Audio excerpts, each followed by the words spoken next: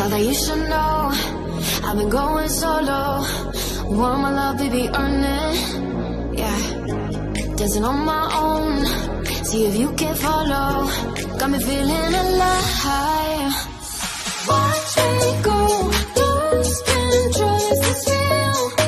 All I feel. Freak the signs. Every time it's be real, be real, be real. I do what I want. Ooh, I do what I want. Ooh, I do what I want. Ooh, I do what I want. I want. Hear me now, I do what I want. Are you ready now?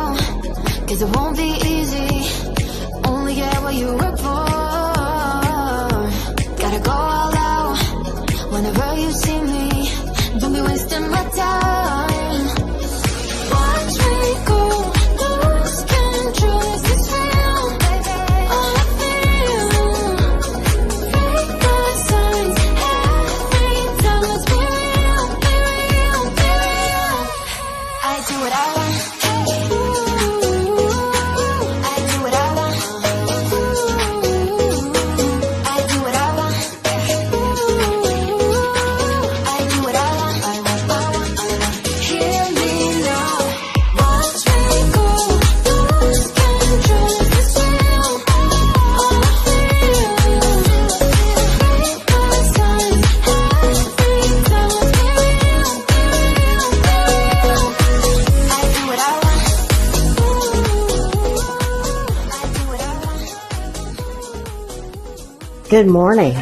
What's new, pussycat?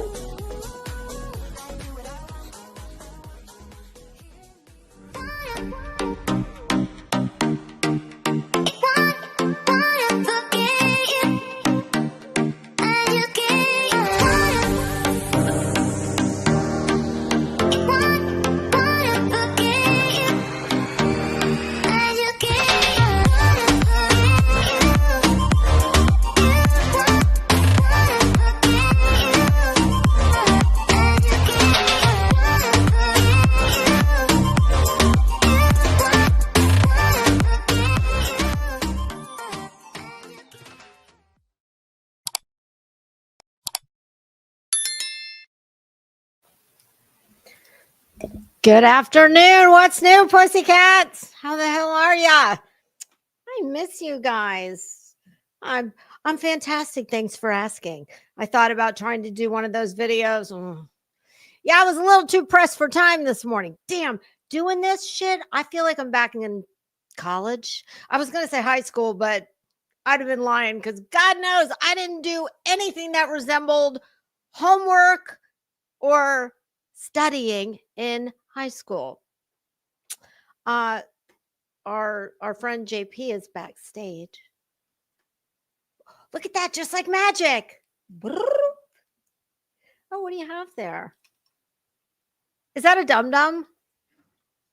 No, it's one of those mini Tootsie Pops. Oh, mini. I didn't know they made those. I'm gonna have to check into that. I love Tootsie Pops. All right. I know that's a Magnolia Pearl shirt. Is it? Yeah. Did you get a Black Sabbath? Do you know what I thought it was at first? What? Black Flag. You might be too young to remember. I know what Black Flag is. Yeah, okay. No. Black Sabbath. Damn, did I miss that one? They didn't have the long sleeve though, only the short sleeve. They don't have that many of the long sleeves. Mm-mm. I stalk them like Betty stalks people for new drops. Can you tell me what's the funniest thing you've heard this morning? The funniest thing I've heard this morning? Anywhere. Doesn't have to be on YouTube, just anywhere. I don't know. I saw a lady shave her. I saw a lady shave her head in protest of the election. That was pretty funny. That was funny. Well, that was funny. In keeping with the election theme, I also have one that's related to the election, and I would be lying my ass off if I didn't. In full disclosure, I truly was this close to saying, girl, fuck these true crimes. Let's go full political and just go full political. You do not want that. I know. So I thought, okay, well, just a little teeny thing. This is the funniest thing I heard this morning. I do not believe it was actually spoken this morning. I think it was from yesterday. But I heard it this morning as I was putting my war paint on. I was listening to the Megyn Kelly podcast, and Michael Cohen, disgraced felon Donald Trump former lawyer, told whoever he was talking to, I think it might have been, it was either MSDNC or CNN. And he told whoever it was he was speaking to that he was getting, now I think this was after the election had already happened. If not, it was right before, probably day before. And Michael Cohen said that he was busy having fake passport documents made for himself. I think he was letting the wife and the fam dam come along. But I kid you not, I was in hysterics in the back. My husband is still asleep in bed, and he's like, what's so funny? Oh my God. I told him, and he's like, yeah, I heard that yesterday. I was like, oh, well, nanny boo boo, good for you. I just heard it, and it's fucking hilarious. That is funny. That's funny. I told Michael, I'm like, sir, you do realize that you are, it's as a convicted felon, and hey, no shame, especially when it's for, bullshit white collar crime. But still, I don't think it's a good idea to be telling the world that you are working on committing a crime dear to my heart, because it's the only crime I was going to say I ever committed, but I'll say it's the only crime I ever got caught for. That would be forgery. She's just on a different scale, though. Yeah, mine was just $100 check because it was fucking happy hour that day, and I'm like, I got some shit to take care of here. So yeah, I thought, God dang, is that hilarious? That was pretty comical. That is funny. Oh my gosh. And I thank him for it. I thank Mr. Cohen for that. So it's always a good time. Yes, definitely. Y'all, hello to the chat. I would love to go through and say hi to everybody, but I don't have jack shit to do, but JP has a life, and she's on a schedule here. Always a schedule. So, always a friggin' schedule. Someday I won't. And as such, you're gonna go first. Okay. Because guests go first. And should I tell what I'm doing now or after yours? No, go ahead. Let's wait. You want to wait? Yeah, we'll wait. So lay it on us. Oh, and for anybody who may not know, this is our version of what was at one time one of the #1 downloaded podcasts on Apple. Something about a murder. Something like that. Neither one of us know which case the other is going to talk about. So you have the floor. Take it away. All right. Oh, I love your hair like that. Just before we get started, let's get the important things out of the way. I like that. I don't think I've ever seen your hair. Big hair. Big. I like it. I like it tacky. I like the hair to be big and everything else to be tacky. I stay that way. I do believe it was Dolly Parton who said the bigger the hair, the higher the hair, the closer to God. So there you go. I mean, we're there. We are, we're there. All right. So, okay. Do we need an egg timer, or are you going to time yourself? I'm good. Okay. I'm good. Mine definitely is going to be in 2 parts because mine is pretty involved. So what I'm going to do is I'm going to go through the actual crime and the details of the crime. And because this has already gone to court and been prosecuted and there's been appeals filed, I'm going to do the whole court process for part 2, if that works for you. No, that's perfect because I'm going to kind of do the opposite. I'm going to do everything leading up to it. Mine has not been through the process. So this is perfect. Okay. All right. Awesome. Take it away. All right. So my favorite felony file today is the White House Farm Murders. It's actually a mini series on HBO Max right now because it's getting a little bit more attention all of a sudden due to new appeals and such like that. Tim, hang on. Sidebar, that wasn't a midget hat, first of all. It is a fashion accessory. Okay. It's kind of like a fascinator. Kind of. Yeah, it is that like a hair accessory. Yes. He hasn't let it go. He has not let me live that down. Oh my God. Well, if you had, I was looking at the same hat on Amazon sold by the same company, but it was a flamingo. That would have really sent you over the edge. See, there we go. At least hers was actually a haberdashery item. Right. Anyway, right, so what to it? So what was it? White House Farm Murders. Okay. Yeah. So, and this took place in a village outside of Essex, England in 1985. The timeline is still a little bit hazy if it happened late at night on the 6th or early morning of the 7th of August. They haven't quite narrowed that down yet. But inside of this gigantic, beautiful farmhouse, like classic red brick farmhouse in England, Sheila Caffell, her 2 sons, Daniel and Nicholas, her mother, June, and her father, Neville, were all found shot to death. And it's been a while since I watched it. So how many? Was it 5? 4 or 5? 5. So it was the father, Neville, and his wife, June, and they owned the home. Their daughter, Sheila, who was there, and then Sheila's 2 young sons. Had Sheila always lived there, or had she? No, so Sheila was just there visiting for the weekend. She actually lived downtown in London. She did not live at the farm.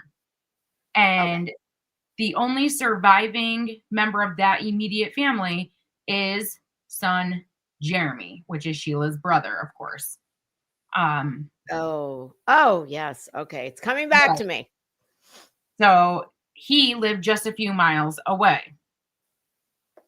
When the police first got there, what they had believed was that Sheila had committed murder and then killed herself, is what the initial investigation brought up. She had just been diagnosed with schizophrenia in the last few years, and she had a couple stints at inpatient mental health hospitals. So the story was that Sheila went berserk with a gun, and that was the last time Jeremy had heard from his father. His father called him and said that at 3 o'clock in the morning, hung up the phone, and Jeremy, living a couple miles away, called the police. So that is where we were at. What happened, first and foremost, is Was it a shotgun? Yes, it's a long gun. Okay, because they don't have ready access to handguns like we do they? I don't think they do. I don't believe they do. No. Okay. No. So Neville and June were actually married in 1949. They bought the White House Farms, which was actually like tenant farmland, and it had belonged to June's father. So this particular plot of land and the house had been in the family for years. And it was beautiful. Oh God, it was beautiful. Absolutely gorgeous. So what they did is they set it up like a caravan. It was kind of like a camping experience type thing on the land is how they had it set up. Yeah, what do they call that? Like tenant tenant farmers or Yeah, yeah, tenant? yeah, yeah. It was like tenant Okay. farming. It was, I don't know, kinda like they called it there was like 300 acres of regular land, and then the caravan site was like down the way a little bit. But Oh, fun fact, caravans are what we call trailers right, or motorhomes, they call caravans. right. So it's kind of like glamping, tenant Mhm. farming type situation is how they had it set up. So they were married in 1949. They tried to conceive and they were unable to conceive. So they adopted Sheila first and then Jeremy from a completely different family Right. second. So the children were not biologically related to each other at all. Okay. Um, Or to either one of them. right. June was incredibly religious. I mean, almost to the point where it was a little bit of an obsession of hers, her religion, and how she ran her household. So Um, you're saying she's like Betty. yeah, I mean, just like Okay. Betty. Yeah, Okay. totally just Okay. like she throws in a God Okay. bless and it was so Okay. good. And And if me like interrupting you with these fucking dumb questions is annoying, just say, no, it's not. bitch, It's not. shut up. It's fine. It's perfectly fine.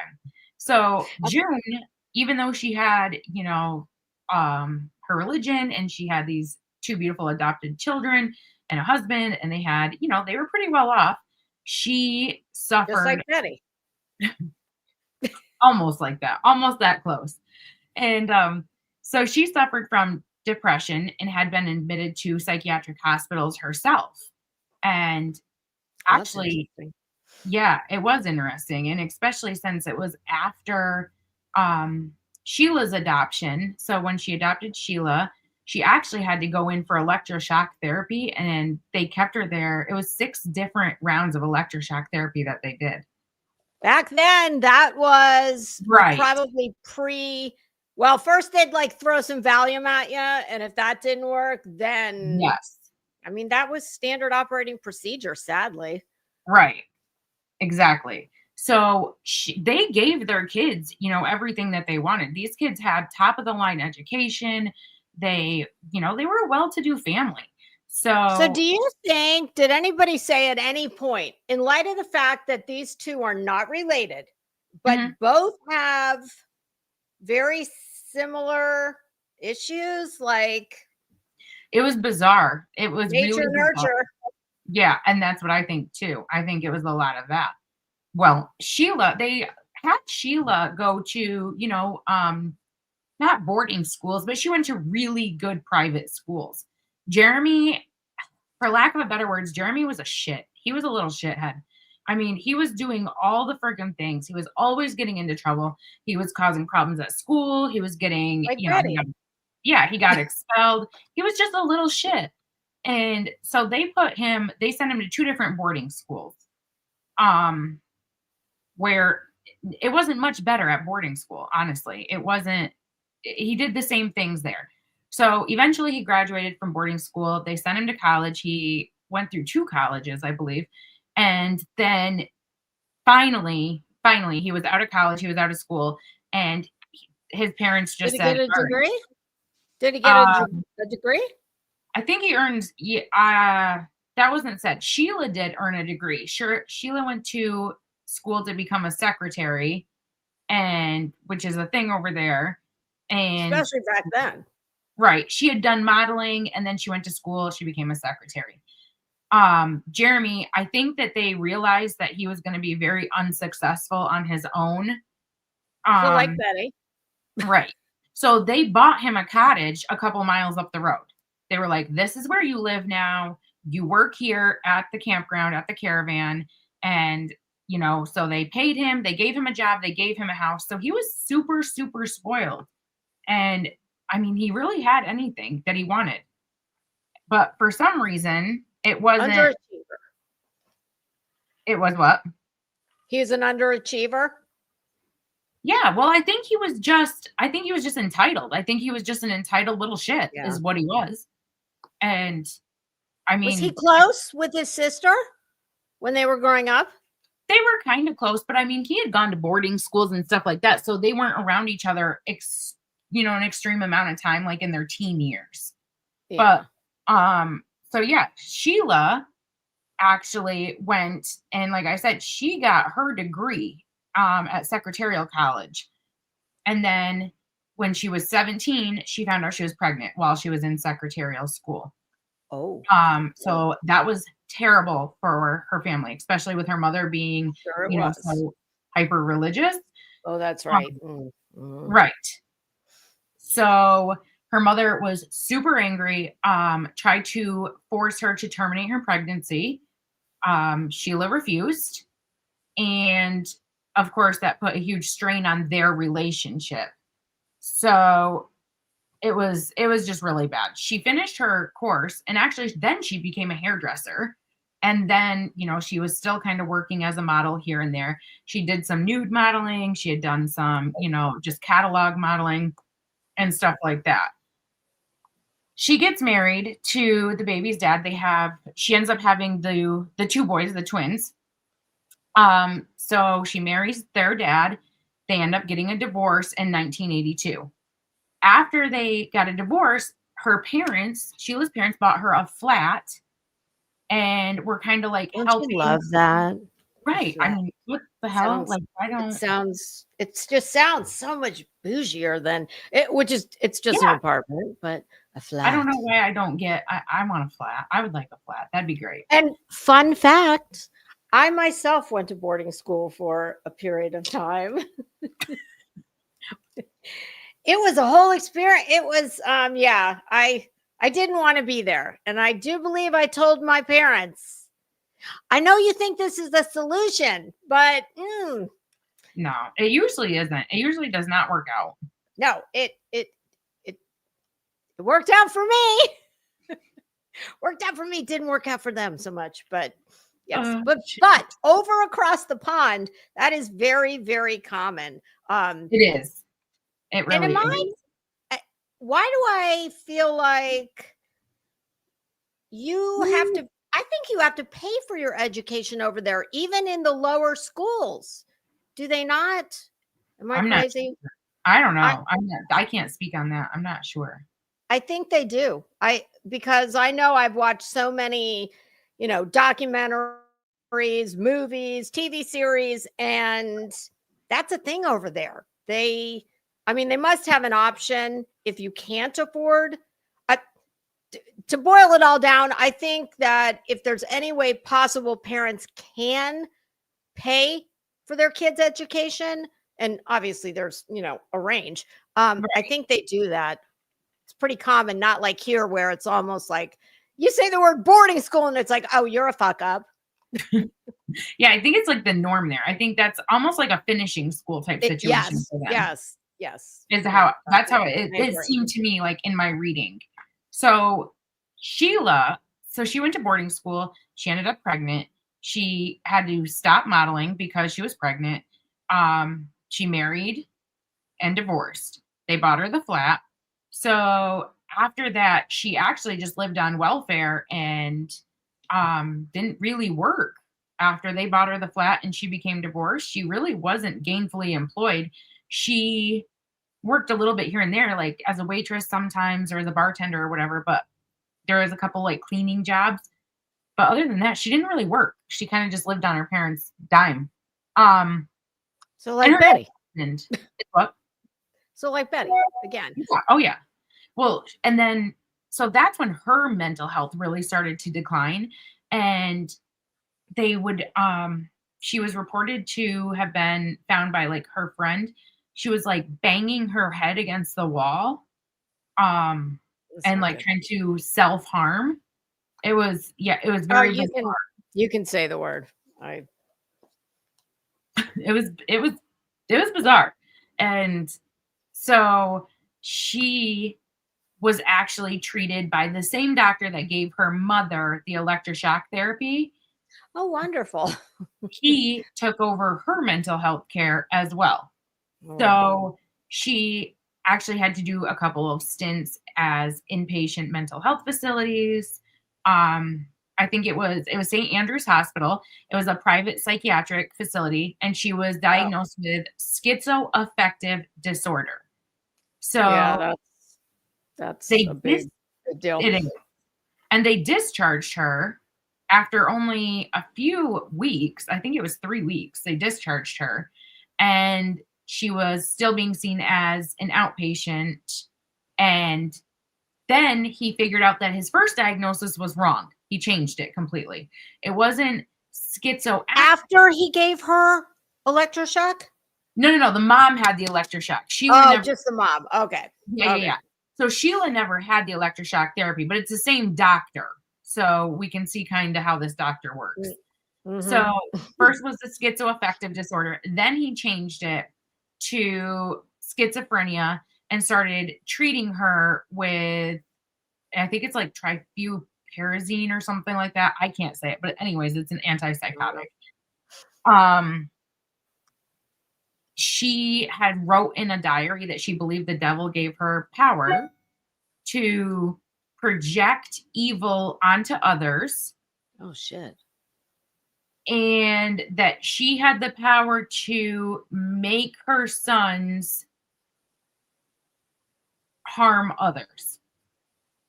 Like that That makes me think the doctor might have been somewhat correct. And I mean, I think if you have, what did she have? Schizo?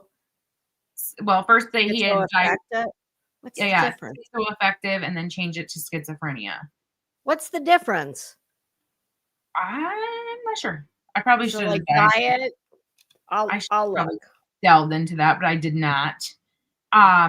So she thought that she called her kids. She started calling her kids the devil children, and she thought that she could get them to kill others just by like using her mind. It was extremely sad, and she was clearly suffering from some mental health problems. Goodness. Yes. I was just looking up the difference between, but no, you keep talking because this is not what I want. After she got out, she was readmitted back to the inpatient program. And then this was only 5 months before the murders. So she had a psychotic episode where she thought that she was in direct communication with God, and that he told her that her boyfriend was trying to kill her, her kids were trying to kill her, and everybody in her family was trying to kill her. They discharged her just 4 weeks later.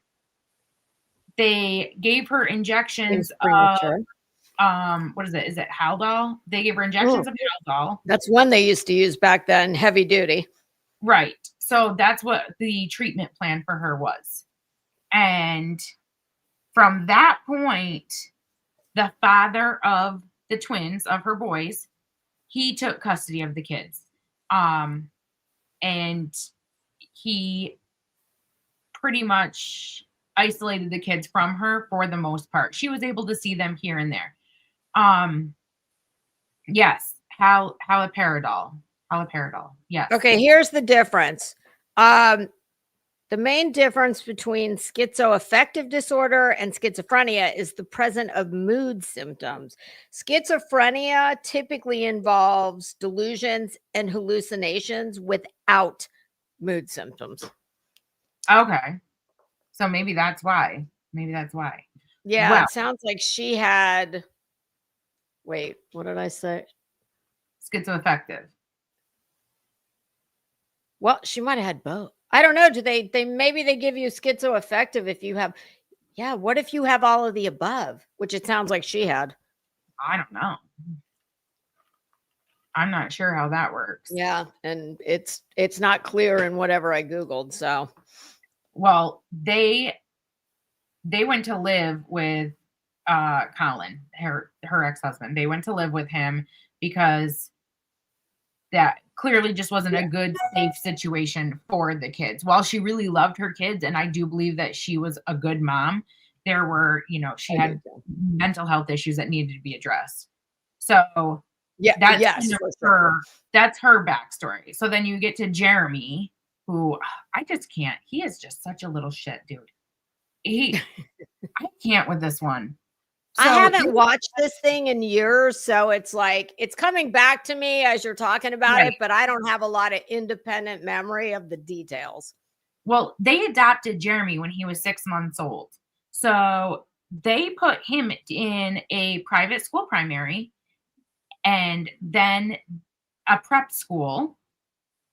And then finally, that's when he had to go to the boarding school, was because he was being, he was just being Jeremy. And finally, he ended up joining like the cadet force, which is kind of like a military boarding school type situation. Okay. And he left there with no qualifications. So he got no degrees from any of those schools that they sent him to. Nothing. He got nothing. I'm not going to say it because you know what I would say, but were both of the kids treated equally with the parents, or was he like, I know, because oftentimes the fuck up is perceived to be the favorite? No, I think that they were Okay. both. I think they were treated pretty equally. And you know what I mean? Like they were, in June's eyes and the mother's eyes, they were both fuck ups. Jeremy had fucked up at school. Sheila got pregnant when she was 17. She had done nude modeling. Okay. So I can see where she would. Right. So I think that they were, you know what I mean? It was weighed equally. Okay. So then they sent him to college because that makes sense, because he hasn't screwed up enough times in school. Let's just send him to college. Overachiever. Yeah. Right. Right. We're going to school for 13 years and we have 0 degrees. So he went to school. He finally in 1978 got some sort of certificate. It wasn't necessarily a degree. It was just a certificate. Where his family rewarded him by sending him to Australia on a trip. And was that his gap year, or his gap decade?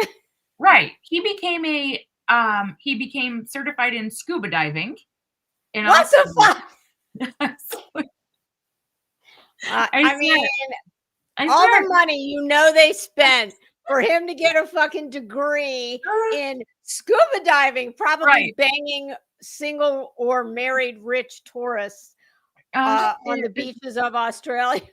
It was funny. It was, when I was like reading through this, I was like, funny for us.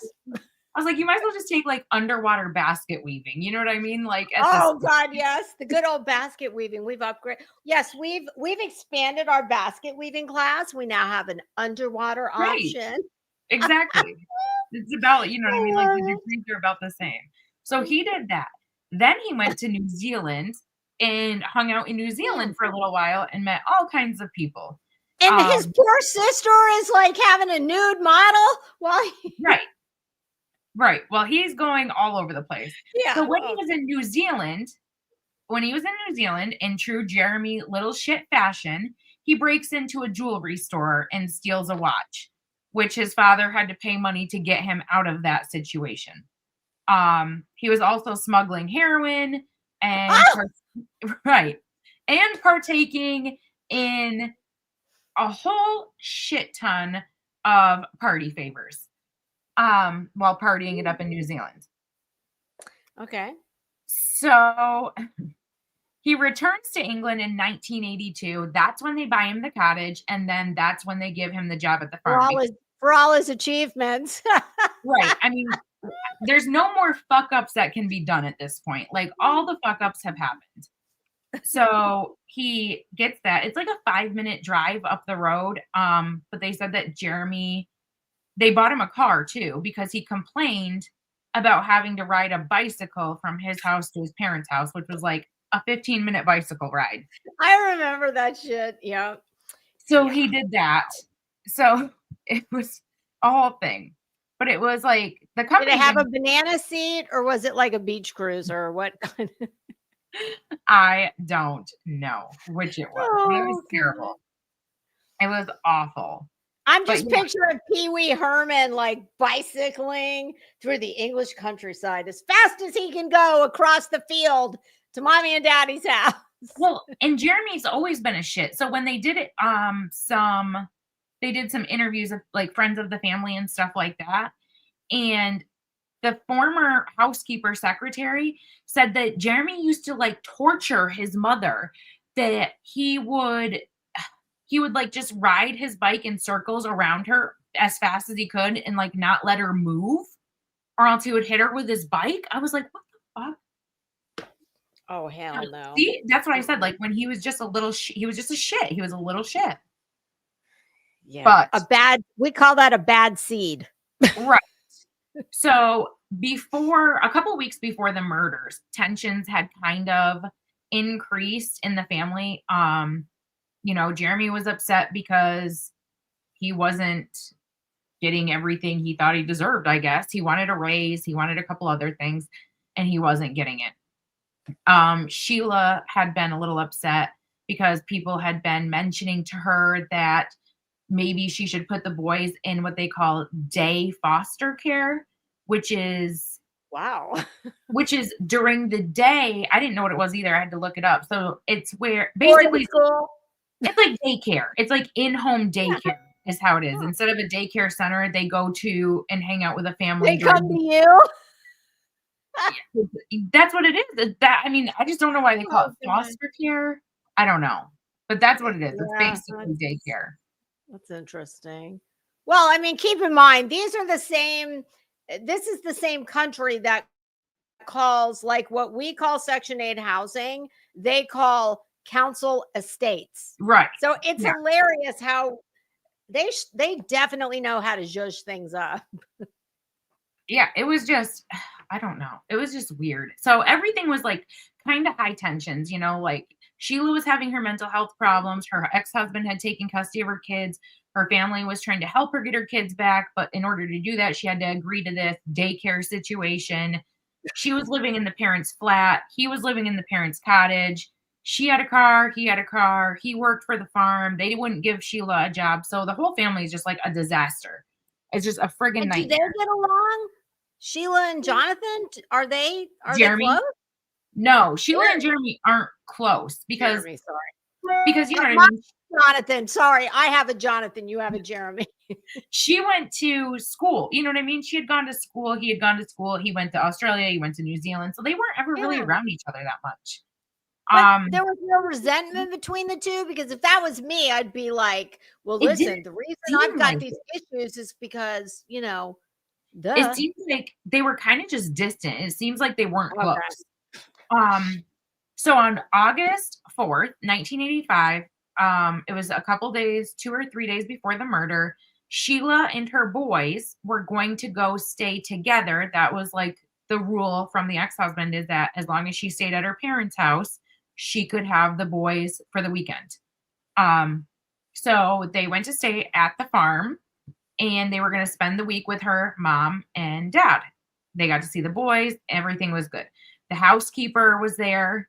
Did she pay him support? Was there any No, Sheila had no money. Okay. No. Sheila didn't have a job. She had no money. So the housekeeper said that everything was perfectly fine. The 2 farm workers said that she was happy with her kids. They were walking around the farm and hanging out, and that there was nothing crazy. But the weirdest part is in one of the crime scene photos, in a cupboard that was in the bedroom, somebody had carved the words, "I hate this place," into the wooden cupboard. But nobody knew if it had been there for years. Like, is it something Sheila did when she was a kid? Who knows? But it was really creepy. So on the evening of August 6th, they had a huge family dinner, and Jeremy comes down for dinner. He had visited, they were going to go hunting, him and his dad, and they all had this big family dinner together. The boys, were happy. Everybody was great. Everything was great. Well, then June brought up the foster care situation to Sheila again. She couldn't just let it ride. No. So she brought that up, and Sheila kind of just ignored it. She didn't flip out. She didn't get angry or anything like that. She was just, very dismissive about it. But that was it. That was the only point of contention during the entire day, according to the workers at the farm. So Jeremy left at 9:30, And around that same exact time, Neville was having an argument with his wife. So Neville and June were having an argument about something. The housekeeper had no idea what the argument was, but it was something. And he was very short and had slammed the door because she was outside cleaning up and noticed that he had slammed the door. So that was it. That was absolutely it. And I mean, there was nothing else really. I was going to say, we call that like Thanksgiving dinner at my house. Right.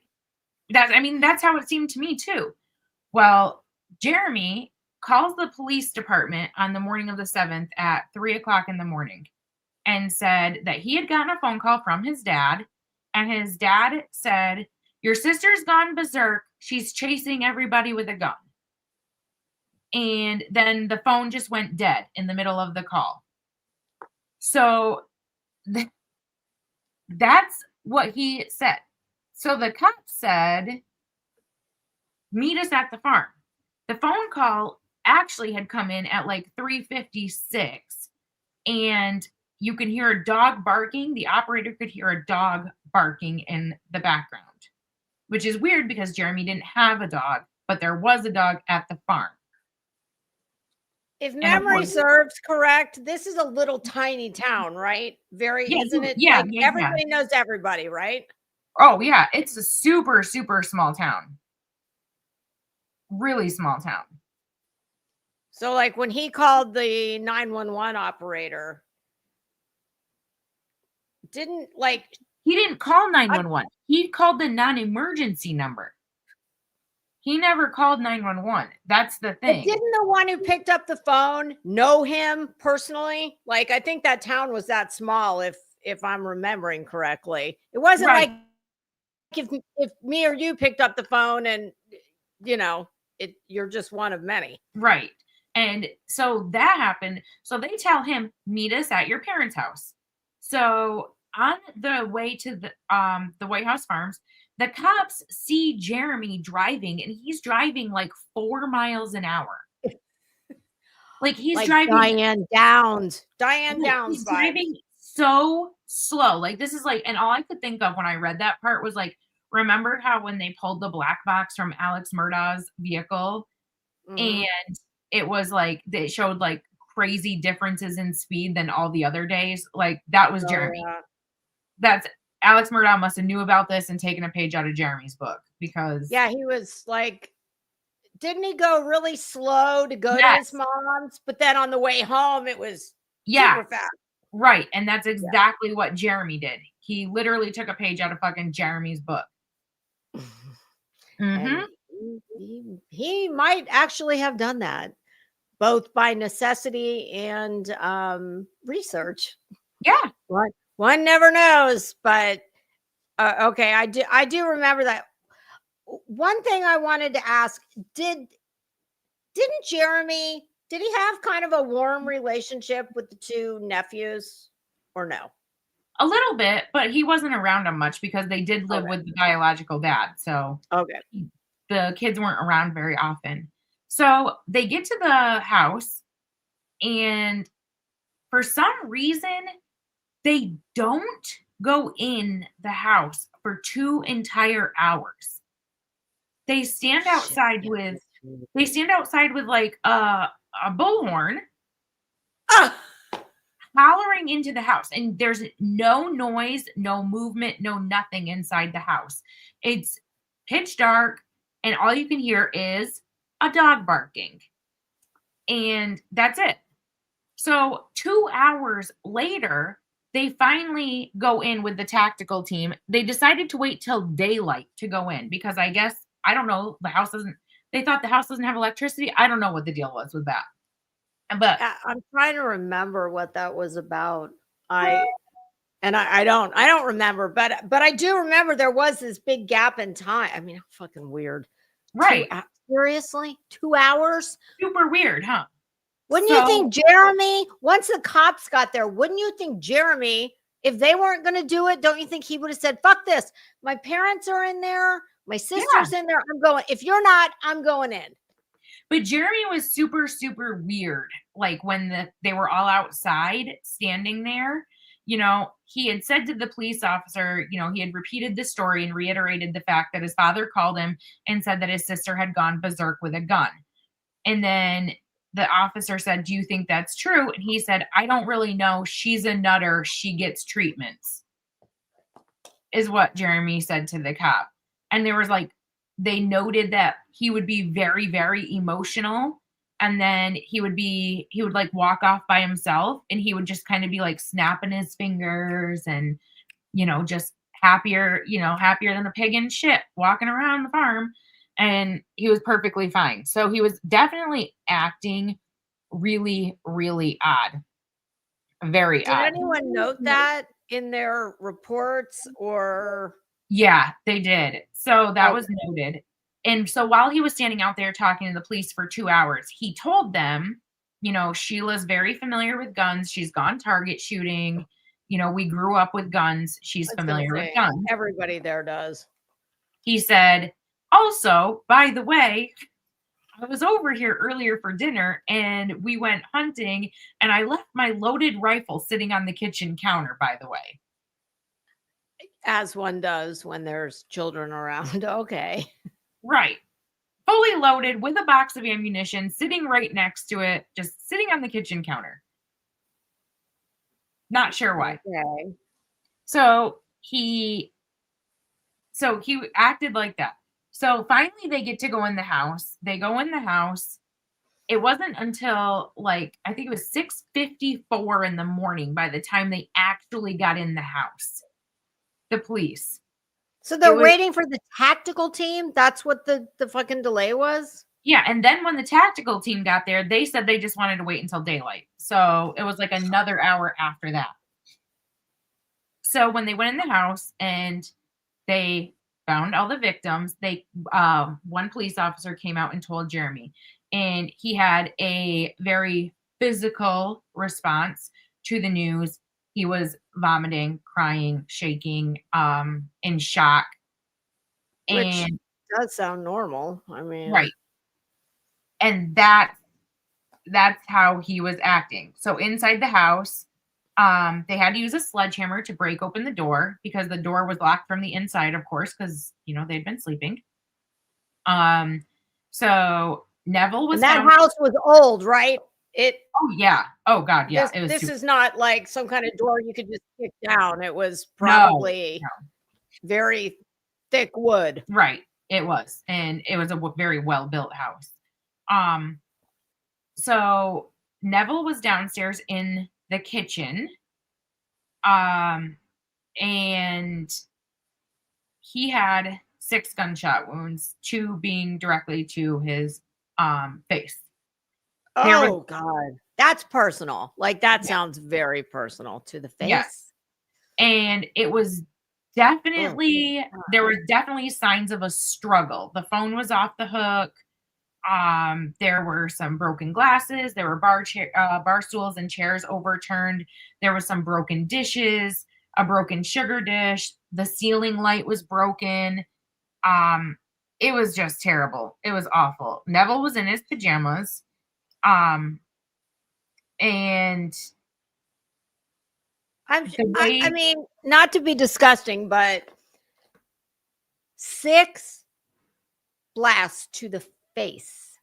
No, 2 were in his face. Yeah, he was shot 6 times, 2 being in the face. Only 2 were in the face. Okay, right. Because I'm thinking, oh my God, how did they even positively ID him? Right. Because you would think that would be difficult. Even 2. But yeah, it was terrible. And it looks like he had some linear markings on the side of his head and his face. So it looked like he had also been maybe struck with the barrel of the gun as well, as what they concluded. And there was some bruising. He had definitely had defensive wounds on his arms and hands as well. So that being said, Sheila was super, super small. Sheila was little. I don't even think Sheila weighed 100 pounds. And Neville, the dad, he was 6'4" and over 225 pounds. So, I mean, Yeah, That kind of the math ain't mathin'. And so then June was upstairs in the master bedroom. She was found on the floor. She was dressed already in her nightgown. She had bare feet. She had been shot 7 times. How One, many rounds does a shotgun hold? So now we're up to I don't know. 13 Yeah, between there the was, two. I think they said that there was like 28 shots total for the 5 victims. Oh, so we're reloading many times. Right. I believe, yes. So, and she was also shot in her forehead. Of the 7 shots, she had been shot in her forehead, and At close range, was there like stippling on her head? yes, they said it was from under 9 inches away. Mm. So yes, very close. Which would almost be, if you think about it. Right. She had gunshots to her, I think it was the right side of her neck, her right forearm. She had 2 Defensive in her wound. chest. Yeah, she had 2 in her chest. And then she had 1 in her knee, the one in her forehead. And then I think she had another one like in her lower leg by her ankle. Was she alive? Could they say whether she was alive or were No, some of those posts? they said that her death would have been really, really quick because the shot that had like hit her neck and then the one in her forehead would have killed her pretty much instantly. So that's personal. That's yes. People with, strangers just want to get something done. They're not like, yeah, it was terrible. That sounds personal. So then they found the 2 boys and they were in their own room.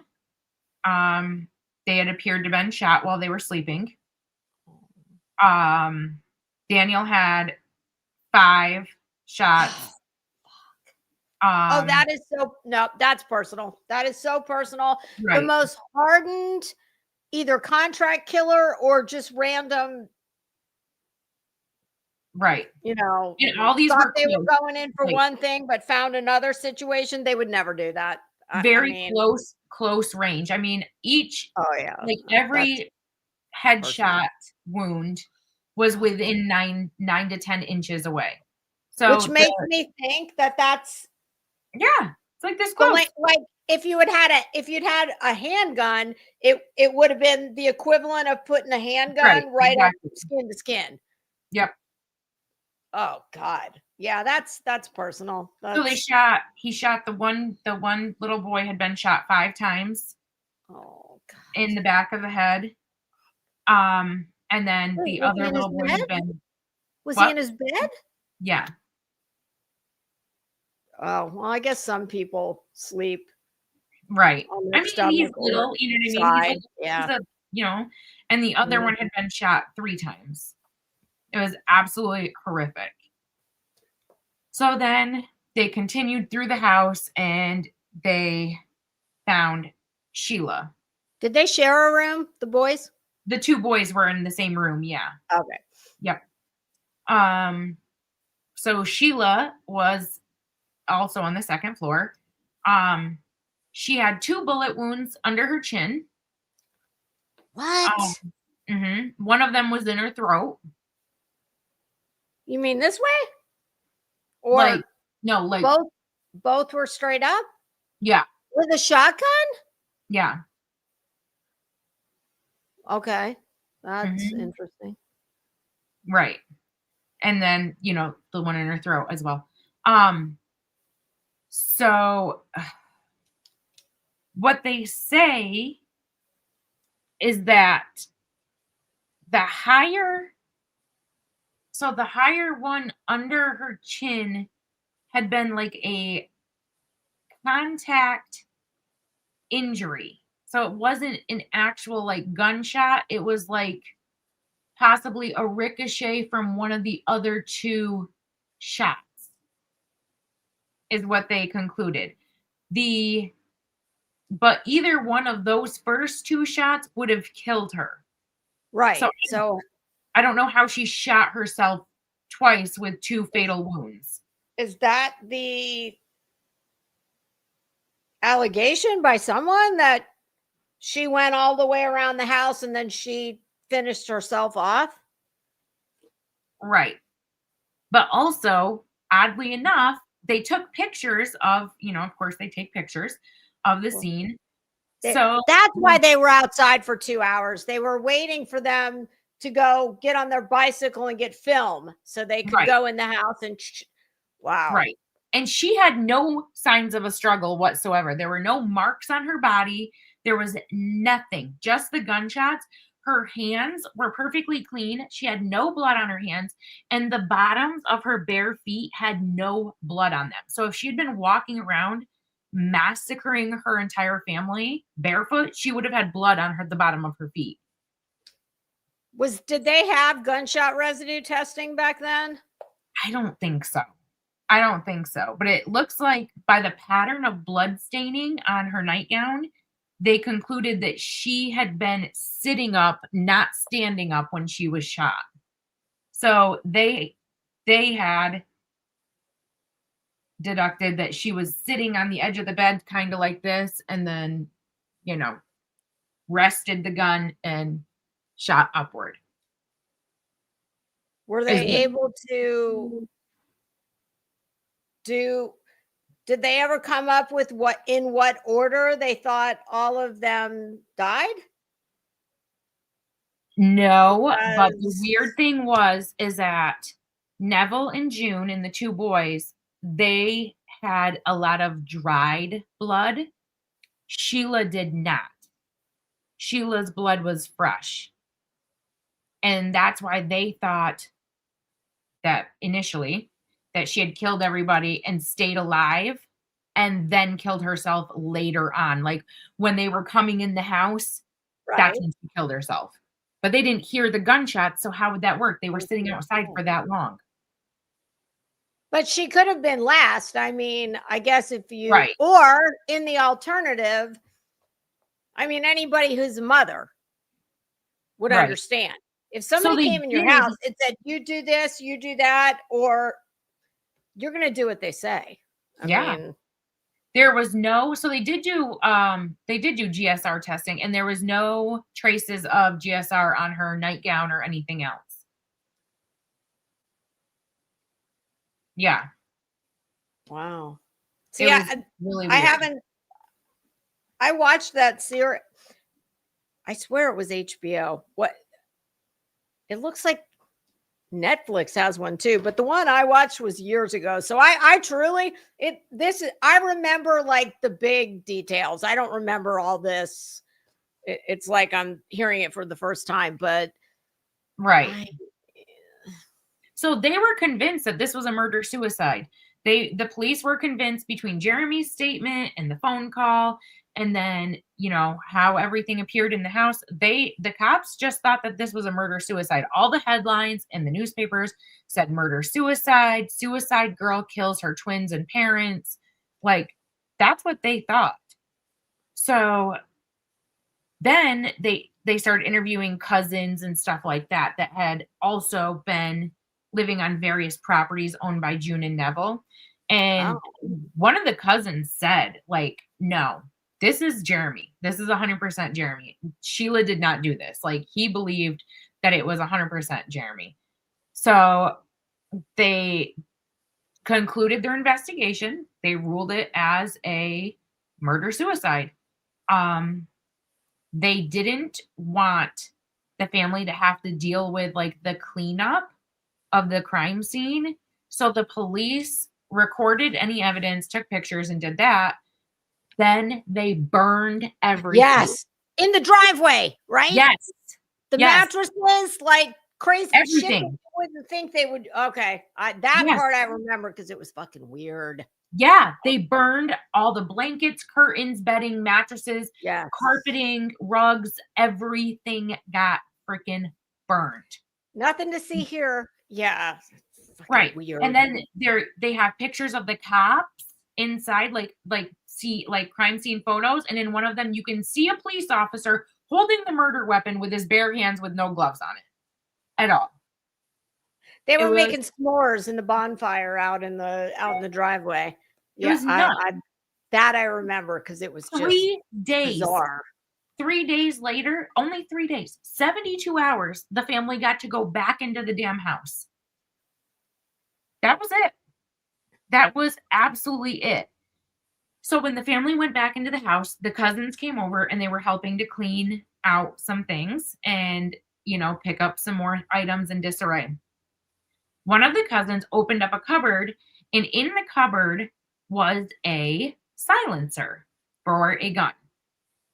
And it was sticky. Like, it was sticky, and when he, set it down, there was what he thought was red paint on his hands. It wasn't. It was blood on Wait, the silencer. 3 days later? Yes. No, that was on the 10th. So, yeah, it ended up being 4 days. Yeah. Well, how could it still have? That's weird too. I don't know. Something strange about that too. So he took it to the police and they tested it. They couldn't figure out whose blood it was. It was, there was really no quantitative blood testing in 1985. So they could have determined if it was like A, B, Type, O, yeah, just type, not. and that's it. So it came back to match 2 of the family members, but which 2, nobody knows. You know what I mean? It was just one of those things. So because they found that on the 14th of August, so another 4 days, so now it had been a full week, they opened the case back up and they said, we need to do a little bit more investigation, but it kind of got tabled because they released the bodies in the meantime, and Neville, June, and Sheila were cremated, and then the boys, right, and then the boys were buried. Was there insurance involved? Oh God, huge. Or a will? Okay, all huge of the above? Insurance policies. The business, the farms, the flat, the cottage, the cars. I mean, yeah, there was a lot to gain for sure. So at the funeral, Jeremy had been reported to act really weird. Like, this was a big deal. There was a lot of cameras and stuff there because they were a really well-off family. So when the cameras would be on him, he would start shaking and sobbing uncontrollably, having a nervous breakdown, and then he would kind of walk off by himself and do the whole just perfectly fine again. Mm-hmm. So right after the funerals, he went to Amsterdam, where he bought a shit ton of weed and heroin. I was gonna say, And I'm sure there's a few the working girls from the red light district. I'm sure they were played a starring role somewhere. Well, he started selling everything, and of the items he was selling, he sold his sister's naked modeling pictures to the Sun magazine, and then took that money and went to Saint Tropez. And did he not go to her former flat in London and take shit off the walls or something like that to sell? Yep. Yes. Oh my God. He was selling their cars for $500. It was crazy. It was absolutely friggin' nuts. Wasn't there an old Jaguar involved? There was an old Jaguar, paintings. Okay. There was funny the shit you remember. Okay. Yes. I mean, tons of stuff. So back in England, while he's on his vacations, they are reinvestigating. As one does. Right. They're reinvestigating the case. They're revisiting everything. And they're like, okay, so if this silencer was on the gun, given Sheila's height and arm length, there's no way that she could have killed herself. Yeah. So they start, they start doing fingerprints, and on the silencer, Sheila's fingerprints are not on the silencer, just Jeremy's. So now they're really, really getting skeptical. So then they do, they kind of look at blood spatter, but of course, once again, it was very rudimentary investigations because of you know, it was 1985. Yeah. And so then Jeremy's girlfriend, Julie, finds out that Jeremy's been sleeping around. And Julie is pissed. So Julie goes down to the police station and says, yeah, so, you know, Jeremy Bamber, yep, he's my boyfriend, and he killed his entire family. He told me he started taking money. He was doing all of these things. He did it. You need to look into him. So is there a post office involved in this somewhere? Why am I keep thinking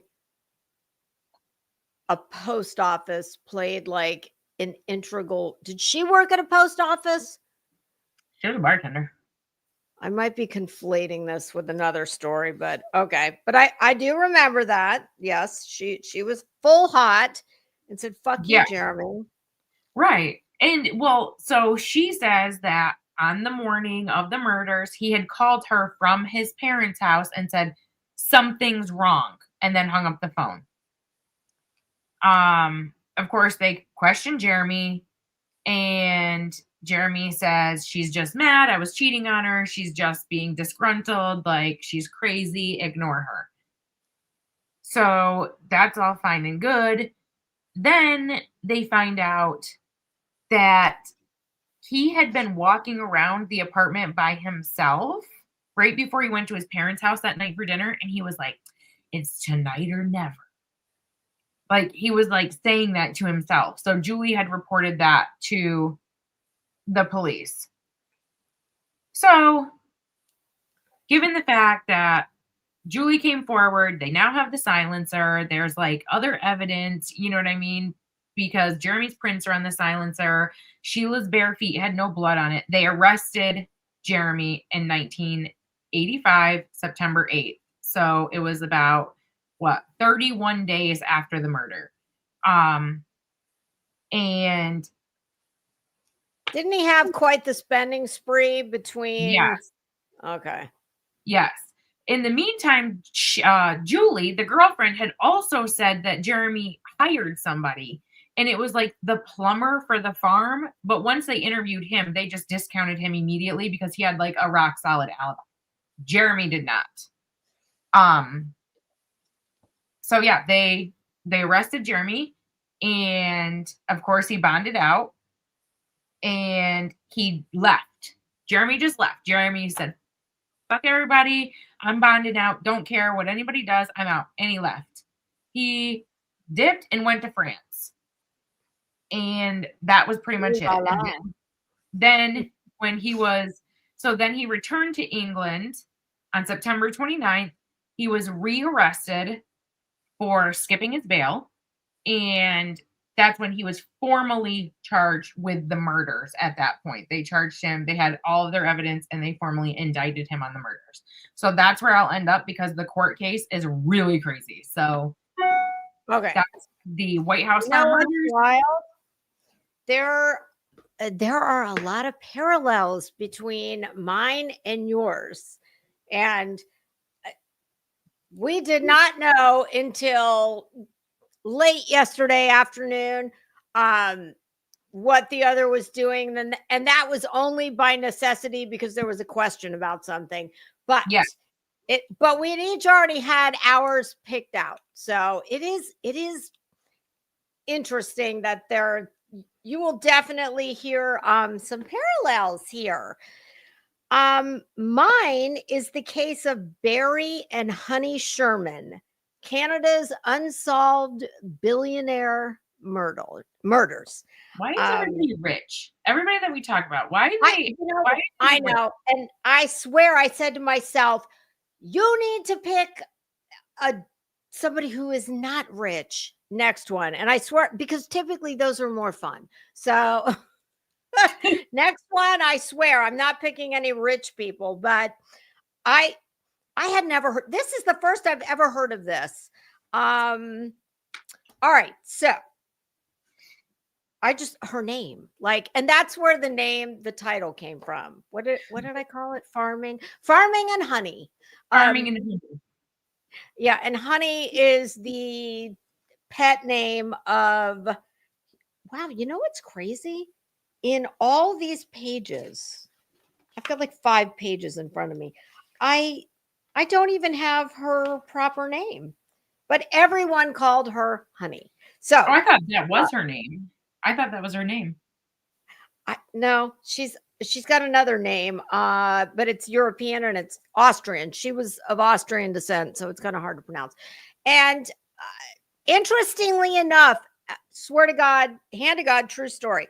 I actually have had, she was long died by the time I would have known who she was. I had a family member that was called Honey.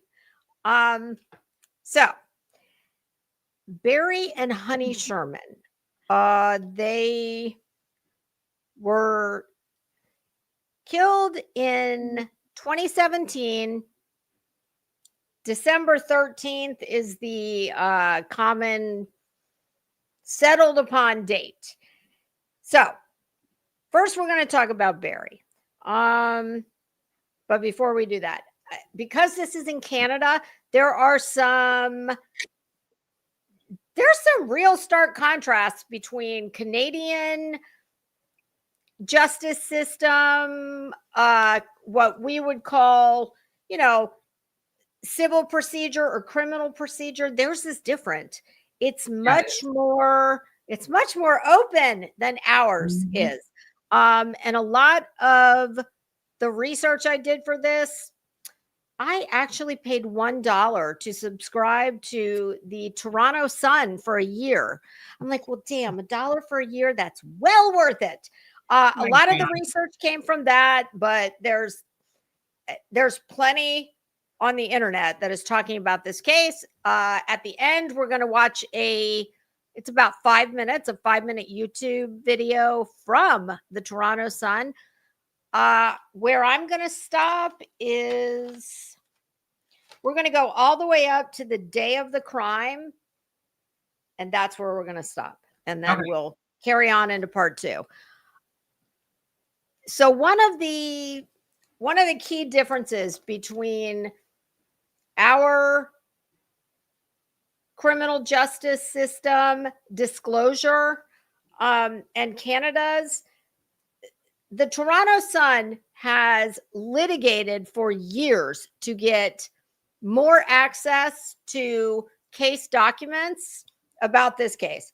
Barry and Honey Sherman were found dead in their 12,000 square foot home in what is known as North York, the North York neighborhood of Canada, near Toronto.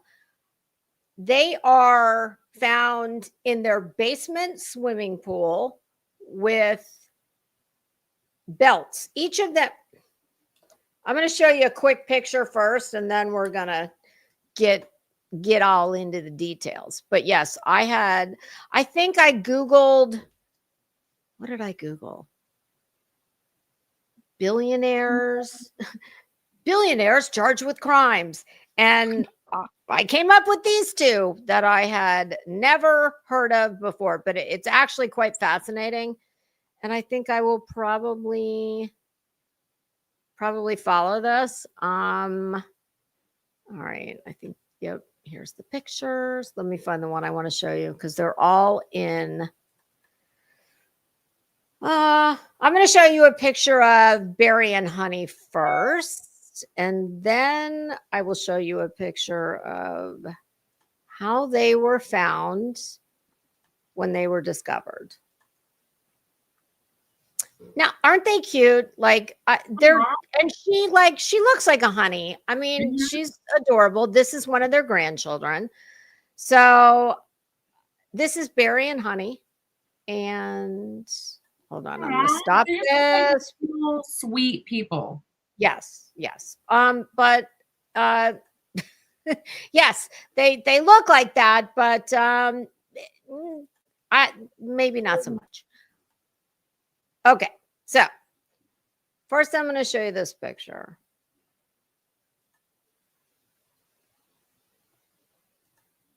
All right. They were found basically, I'm just going to say deceased. They're found deceased by a realtor who was selling their home. Oh my God. I'm going to say in this pool, but they're not actually in the pool. So this is the first picture I'm going to show you. And this all takes place in 2017. So they're really rich because they have a pool. Yes, they are. And I'm yes.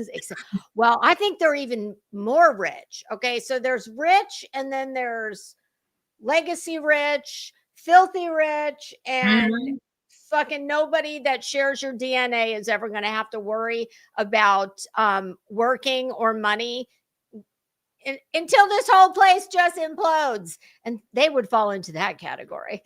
Okay, so they're found here. And now let me show you. I'm going to stop that, and I'm going to show you how they were found here, because it's better for me to show you than tell you, because this diagram, and when I show you this diagram that has geniusly kind of been superimposed on top of the picture of the pool, the diagram I'm going to show you that is, well, it was hand drawn by a reporter from the Toronto Sun, who is basically the authority on this case. He actually was granted legal access by a judge after a lot of litigation to more than 3,000 pieces of documentation where this case is, and this is an open criminal investigation. This has not been solved. Oh my so God. He was shown, the picture I'm going to show you is like a CAD or an art computer rendering of what the Toronto Sun reporter saw with his own eyes and then hand sketched. And they said, okay, let us, like if I had drawn stick figures, and they put it into a computer program. And this is how Barry and Honey were discovered in/on that pool.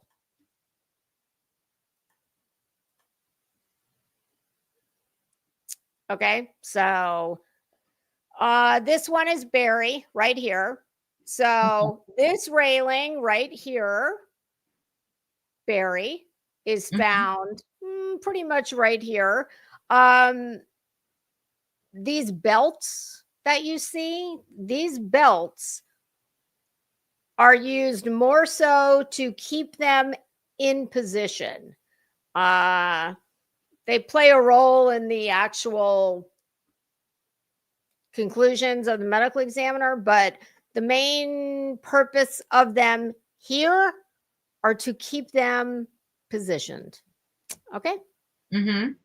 All right. So that's Barry and Honey. All right. So we're going to start with Barry. Barry is born to, oh, wait, let me tell you the difference between one of the big differences between the Canadian Justice Department and ours. And when I say Justice Department, think criminal justice, not the actual like Mayorkas FBI Justice Department. One of the major differences is, and I'm going to read this verbatim because otherwise I'll screw it up. The Canadian justice system gives the media more access to ongoing case documents, including forensic documents, than their U.S. counterparts. More than 3,000 documents have been unsealed after ongoing litigation between the Toronto Sun and the lawyers and the executors of Barry and Honey Sherman's estate. And here's what I'm going to read almost verbatim from the internet. Canadian legal proceedings applies to documents or communication related to legal advice, often in connection with litigation. It rarely comes up in murder cases. In this case, it does, because of Barry Sherman, his extensive business dealings, which then in turn allowed the estate lawyers and the family executors to determine what law enforcement could and could not have access to as far as evidence goes. And when I say that, I don't mean physical evidence that they found in the house. I'm talking at Barry's place of business, because, which is a nice segue, who the hell is Barry Sherman? And like, why? I mean, my business documents they can fit in here. Why are you so rich? That's what I want to know. Barry's would take my whole room. Oh, and the other thing to remember when I talk about dollar amounts, it's Canadian dollars, but just take this number, 35 billion Canadian, according to what I was reading at the time it was put on the internet, was about 26 billion, or I'm sorry, million. We're going to talk about millions and billions, but with those numbers, 35 million is at that time was about 26 million US. So I didn't bother to look up the Canadian to the dollar because who fucking cares? Okay. I think that was the only. All right. That was the only thing I wanted to talk about before we get into this. All right. So we've got Barry Sherman. At Barry's death in 2017, he was 75 years old. Who is Barry Sherman?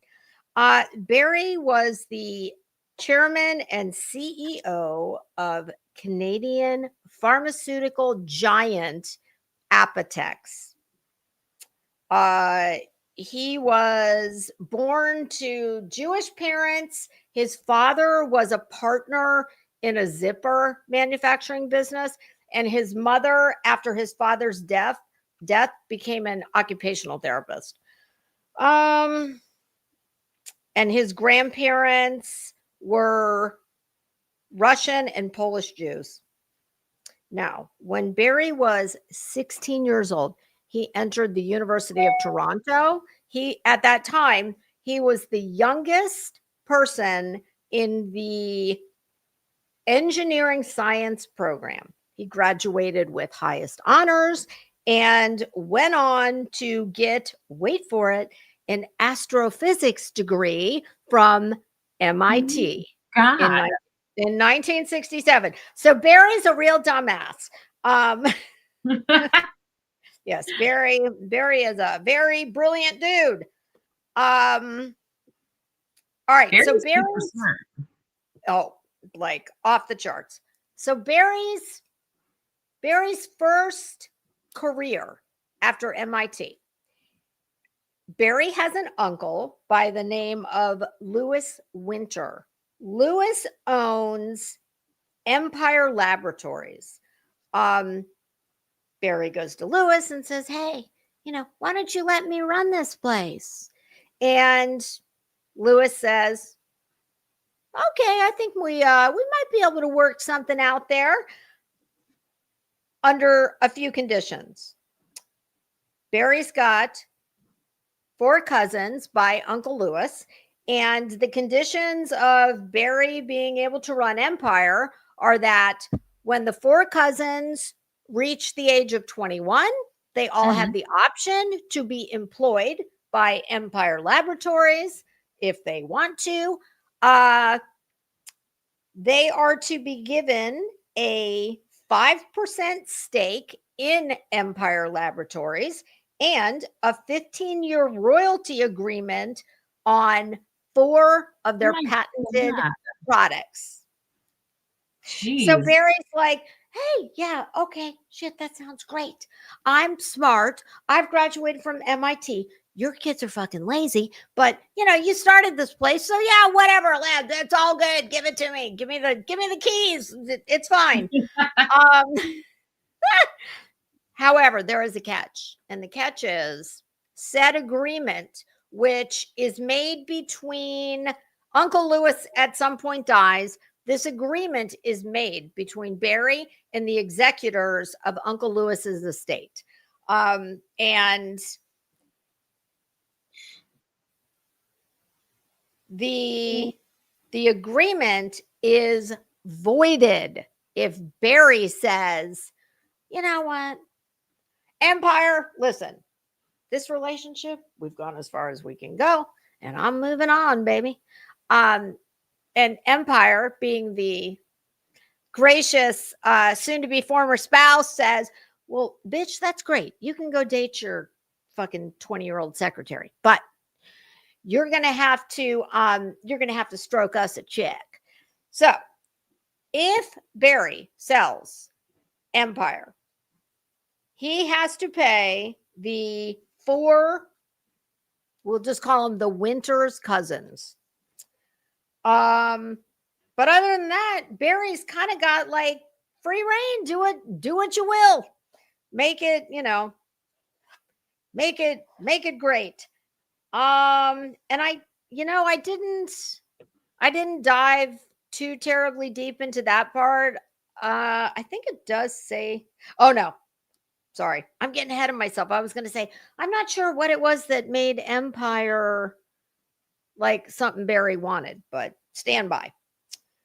Perfect segue. Empire is the first company to secure the compulsory rights to manufacture generic Valium.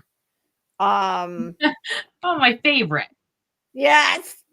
Well, and back in the day, it was like, you get a script and you get a script. God, Valium for everybody. Sad housewife. You're sad? Yeah, like in the 60s in America. Valium for all. Exactly. Kind of like Oprah in the car. Sorry, like we can't afford a car, but you want a script of Valium? Okay, no problem. And not only the generic Valium, because most of what we're going to talk about, whether it's Barry's first company, Empire Laboratories, or what he later forms, Apotex Pharmaceuticals, it's all going to be dealing with generic forms of drugs. Oh, fantastic. Yeah. So we've got, not only do we have generic Valium, they are also the largest manufacturer of doxycycline, which I believe it's some kind of cardiac medication. Isn't doxycycline, isn't that an antibiotic? Is it? You Google it while I think it's an antibiotic. I feel like that might be what. You know what? You might be right. Girl, my eyes were freaking bleeding. I was reading so much. There's nothing I like better than billionaires and not that I want people to die, but if it's already happened and I didn't have anything to do with it, I mean, there's nothing better than spoiled rich people behaving badly. So this is an antibiotic. I think it's the one that Betty takes after she goes to Chili's. I think. Oh, really? See, I would have thought that would have been okay. All right, so doxycycline and saccharin, which do we even have saccharin on the market anymore? I don't know. Let's Google that too. I don't think we do. I think that saccharin proved to be carcinogenic in lab rats. Saccharin was in what my neighbor directly next door to me growing up had lawn bags full of empty tab cans. What? And tab contains saccharin. I think now saccharin is banned and we use, Splenda, Sweet and Low. I'm sure they're all horrible, but I don't think we use saccharin anymore. All right. So, now the provision that Barry can run this place and call it his baby, but if he sells Empire, the whole agreement is void. Null and void, Barry. Well, like a lot of very rich, smart people, Barry figures out a workaround. And Barry's workaround is he swaps shares with a company based in the United States called Barr Laboratories. Well, Barry becomes the largest shareholder of Barr Laboratories and their president. Now, remember the word swaps. Jesus, Because what did we say the agreement was? Cannot sell. But I don't think it said you cannot swap. So that's Barry's workaround. Barry's really like, well, smart. you know. Yeah. Oh, listen, Barry's, of everything I read, there's no dispute that Barry was a fucking business genius. God. Barry's a really interesting conundrum. Barry is filthy ass rich with equal parts of what my mother likes to call people squeak in funny places. So he's filthy rich on the left hand, but he's a cheap bastard on the right when it comes to certain things. They didn't look like they were dressed, you know what I mean? Like they looked like they were dressed like average wage people, you know? There wasn't anything extravagant. I'm pretty sure he was wearing Walmart Velcro sneakers. Probably. And when I tell you about his car, it'll all make sense. All right. So Barry swaps. I think it was, I'm not sure why I didn't put it down, but a substantial amount of shares with Barr Laboratories. And now Barry's, adding to his domain because now we've got Barr, which he's the head dick in charge. And Barr is one of the first manufacturers, wait for it, to win the rights to manufacture, drum roll please, Prozac. Yes. And I'm sure, as you can imagine, that that made Barry rather wealthy. I thought you were going to say hydroxycut, but Prozac. Well, I'm sure there is something in Barry's portfolio that involves hydroxycut. Ozempic? Like, did he create Ozempic? Is this what we're working with here? Oh, God. I mean, he only wishes. But, I think some of those drugs were probably the Ozempic of their time. Probably. All right. So, in 1971, Barry meets Honey. Honey is also a graduate of University of Toronto, and Honey's parents are actual Holocaust survivors. So she's direct descendant of Holocaust survivors. They go on to have 4 children, 1 son, Jonathan, and 3 daughters, Lauren, Alexandra, Kayleen, and that's it. We got them all. I'm going to show you a picture of them. Now, this picture, there's only 3 of them in the picture. And there's something I find rather annoying in this picture. I'll show it to you and you tell me what you think is. I'm looking. What we think is annoying. All right. No, not invite. Share. It's amazing, like how much you lose when you only do this once a week. I know. Okay. All right. So what's annoying in this picture to me? Wow. If you said, why the fuck are you wearing sunglasses inside at your parents' double funeral? You would be There's a lot going on in this picture. There's a lot of things. I'm just going to hold my comments. There's a lot. We got a lot going on. Hey, you can let them rip. Don't hold them for me. We have a lot going on in this picture. I'll give dead to I'll give reverence This to the one, dead. this one over here with the dark hair, the shorter girl. Okay. I'm not sure which one she is, but she's one of the daughters. She looks like Smiling? she looks like Darlene from Roseanne. Well, and she's smiling. Like, ma'am, why the fuck are you smiling? Okay. Because if you are so torn up that you Right. need glasses inside. And let me just say right here, the children have never ever been implicated in anything. But I don't care. This, like, okay, this is a very yep, that's a spot on. This is a proper affect, whether it's fake or not. You should cry. She looks rather somber. They're in fucking temple. It's like, what is there a giant sunlight or skylight up there? Why are we wearing sunglasses in temple? I don't get it. I don't know. Yeah, it's oh god. Like, even when celebrities do this, I find it to be incredibly annoying and fucking stupid. I mean, when celebrities do it, typically they're hiding either very like pinpoint pupils, like Betty's, or incredibly dilated pupils, like, I don't know, Diddy after he passed. Where's the other one? Round. Isn't there another daughter?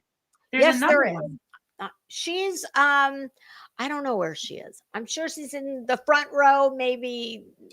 I don't know. But this just spoke to me because actually this is the only picture, and I didn't do a deep dive, but first page search. This is the only image I found, or a variation of this, of all three kids. Even though there's four. So weird. But yeah, this, like, I don't know. I guess I shouldn't take one image because listen, I myself have laughed at many a funeral. So I guess I should walk that back. I shouldn't say that it's inappropriate, because who knows what the fuck made her smile. But I don't, but this, like the sunglasses inside, I have been sadly to many funerals. I've never worn sunglasses inside. They're all biological brother and sister too? Yes, they are. Yes, they are. Yes, Honey and Barry were married about 41 years at the time of their death. Okay, so we're going to make them go bye-bye for now. Okay, bye. All right, we got the Prozac. Okay, so in 1971, Barry marries Honey, also a UT graduate. And now in 1972, Barry sells Empire. Because he can sell that one, but he just couldn't sell the OG company. That's going to come up later, but put a pin in that one and just remember that Barry sells Empire. And in some of these things came up more than once, so I've got them in places where I'm like, why do you have that there? All right, so, but yes, you are correct. That's going to show up in a minute under the category of Barry's lawsuits. According to the original agreement, everything was going to be null and void if he ever sold Empire. He thought he had to work around his cousins, the four Winners cousins, were like, no, that's not a workaround, Barry. So Barry sells Empire, and what does Barry do? Barry founds Apotex Pharmaceuticals. So the two of them get married. By all accounts, Honey is very social. Barry is like borderline antisocial, but Honey's very involved in a lot of things. She seemed really sweet. Like, she just looked like a sweet lady. She does. But I don't know. Like, I want her to be my grandma. Yeah. Well, definitely. Even if she was the biggest bitch on earth. Yeah, I want her to be my grandma. Yeah, sign me up. So she is Honey's kind of the one that has the friends and curates the friends, but you don't really have to try so hard to curate friends when you've got a wide open checkbook at various Well, yeah. charitable fundraising dinners.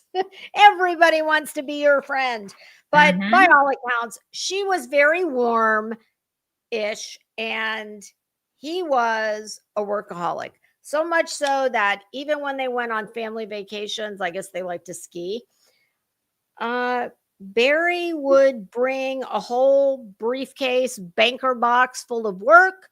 Honey and the kids would go skiing on the slopes, and Barry would be in the lodge working, probably slamming scotch. I Hopefully, mean, I don't understand. Like, what was he possibly doing?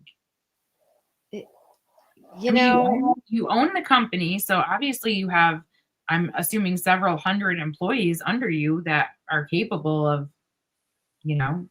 you know, I don't know how many employees.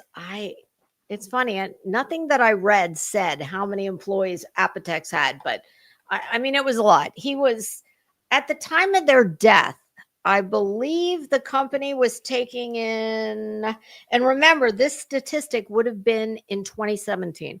In Right. 2017, Apotex's annual revenue was 1.5 billion.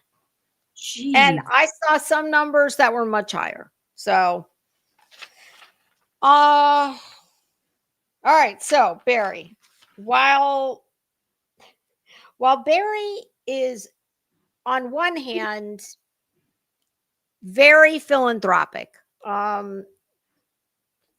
he is also on the right hand very frugal.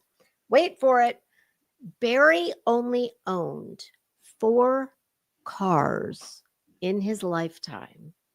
One of which I'm going to show you.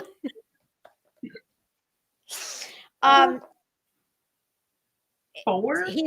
He's so frugal at least where cars are concerned, that one of his birthdays, it's a big public, huge party. They Right. invite all kinds of friends. They have a big to do.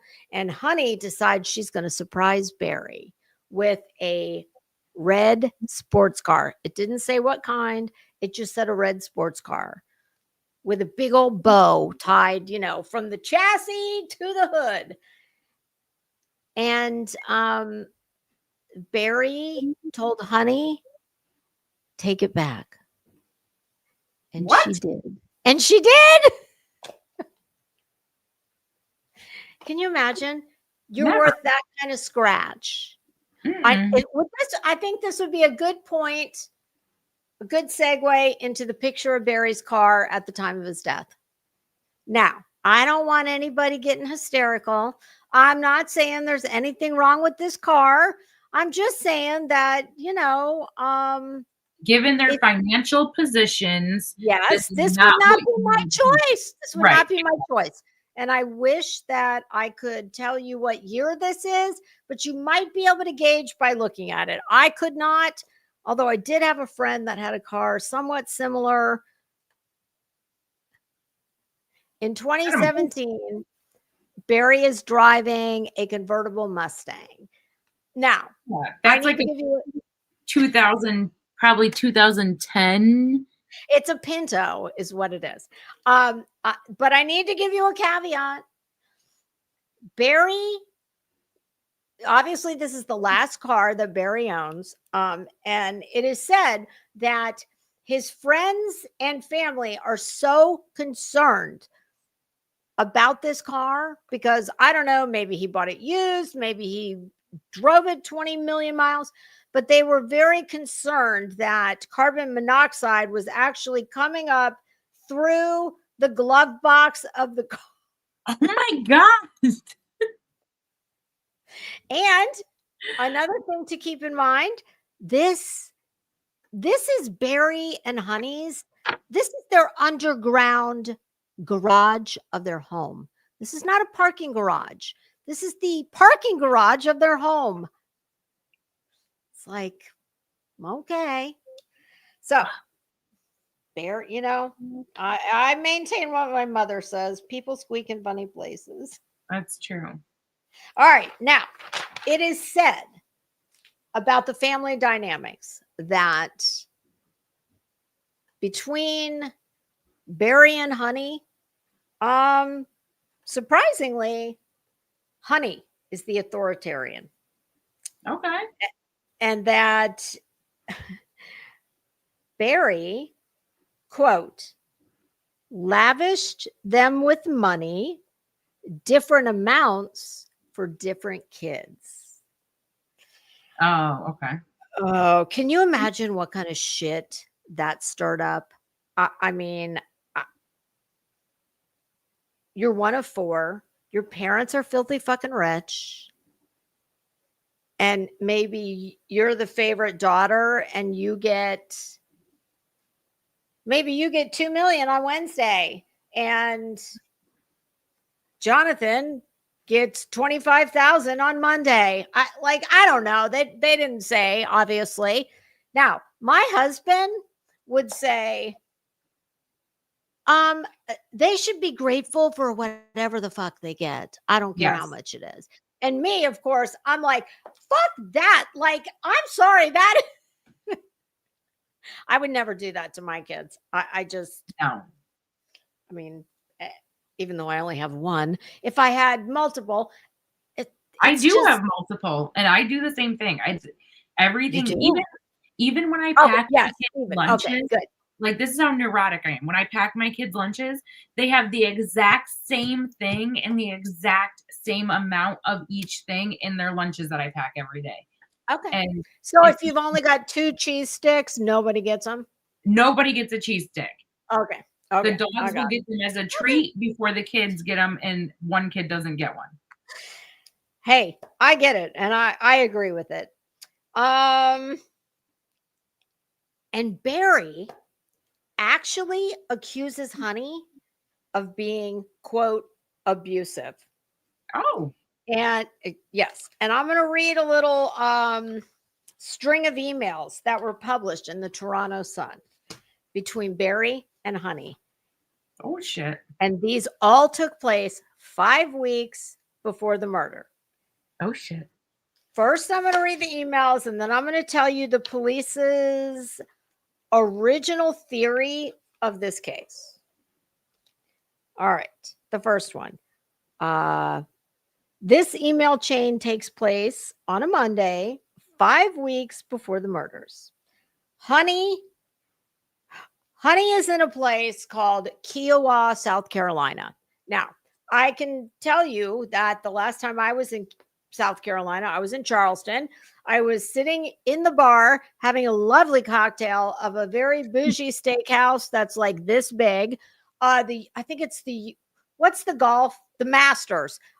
I think it was the Masters. One of these huge, prestigious golf tournaments was on. Mm-hmm. Because we were like, why the fuck are all these people in Charleston it was a weekday. And you would have thought that all I wanted to do was see Miss Patricia's house from Southern Charm. And I saw it, and I went to Craig's. Do you remember Craig? Yeah. Like the hapless dipshit. Sorry, yes. Craig, you're cute, but I don't. You know, when he got into making pillows, he actually has a store on the main drag in the historic district of Charleston. Yes. Yeah, I forget what it's called. Very cute. So I've just been to Craig's, and we're sitting in this little tiny bar of this very bougie steakhouse. And I'm like, why are there so many people here? We got to talking to the bartender. He's like, oh, that's the US Open is tennis, right? The Masters is the big thing. It might have been the Masters. I don't know. Masters is golf. Yes, this was golf. Yeah. And where they play this tournament is on a very exclusive island called Kiowa in South Carolina. So think Hyannisport, Martha's Vineyard, kind of like that. Okay. So Honey is in Kiowa doing whatever she's doing. And there's an email exchange that goes back and forth. So Honey to Barry. Oh, she's on a golf trip. And I can tell you that my mom plays golf. And when I was there, I said, "Well, what's the big deal with this fucking Kiowa place?" And she's like, "Oh, it's a big deal. I forget how much." Well, you can't even play there unless you're a member or a guest. It's Okay. very I don't bougie. play golf, so I have So no idea. me either. I don't even drive the fucking cart. Like they tried to indoctrinate me. I'm like, look, I find even my 12-year-old self driving the cart. Yeah, it's great for like 2 holes, and now I'm fucking bored. And can I go take it to the mall? No.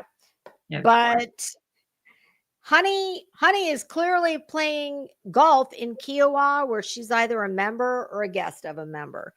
And okay. she sends Barry an email that says,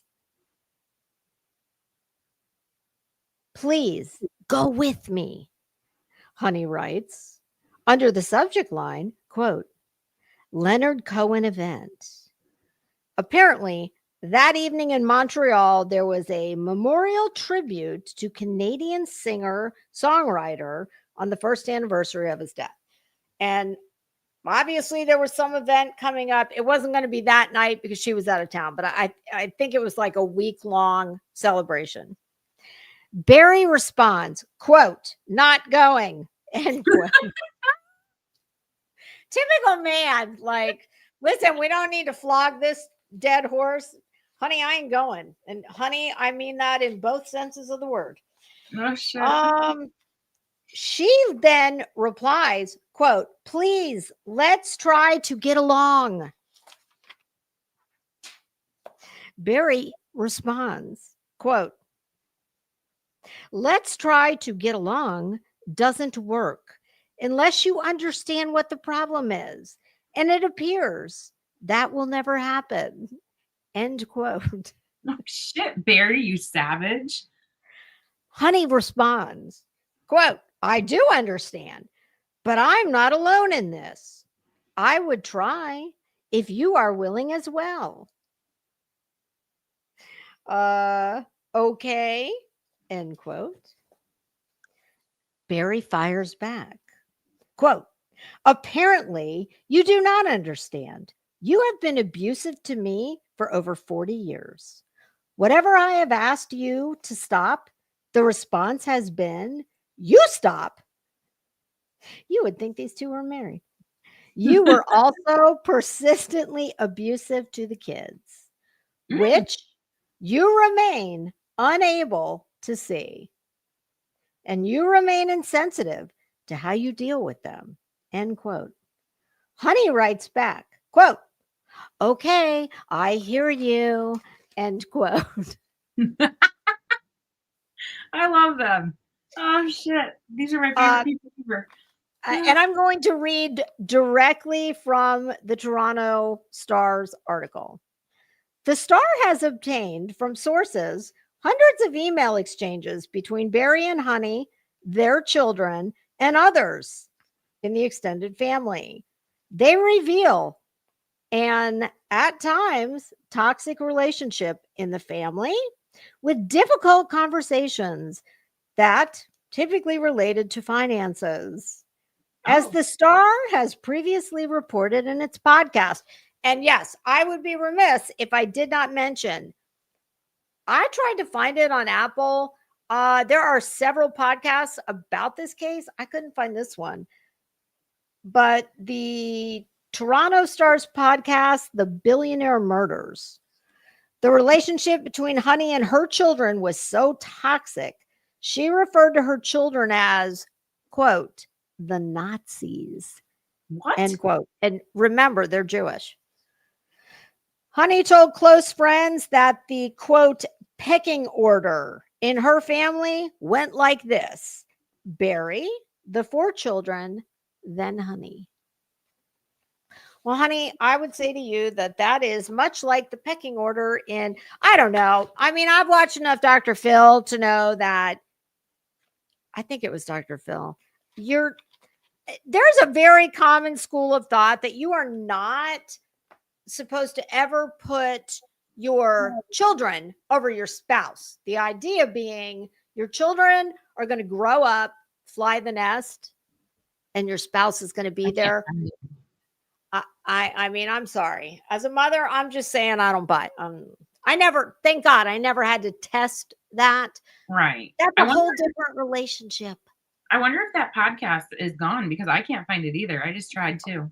Yeah, I don't know. I mean, I have a feeling maybe the estate and the executors, which are the four children, I don't know. Maybe they made it go bye-bye, but Maybe I couldn't find it. There are several podcasts about this case, but yeah, I was not able to find that either. So, all right, now we're going to talk about the philanthropy, because for both of them, despite whatever their, flaws and foibles may be, there was no one that disputed that both of them were, and we all know how that goes. Honey, what do you want me to like? How much you want me to give?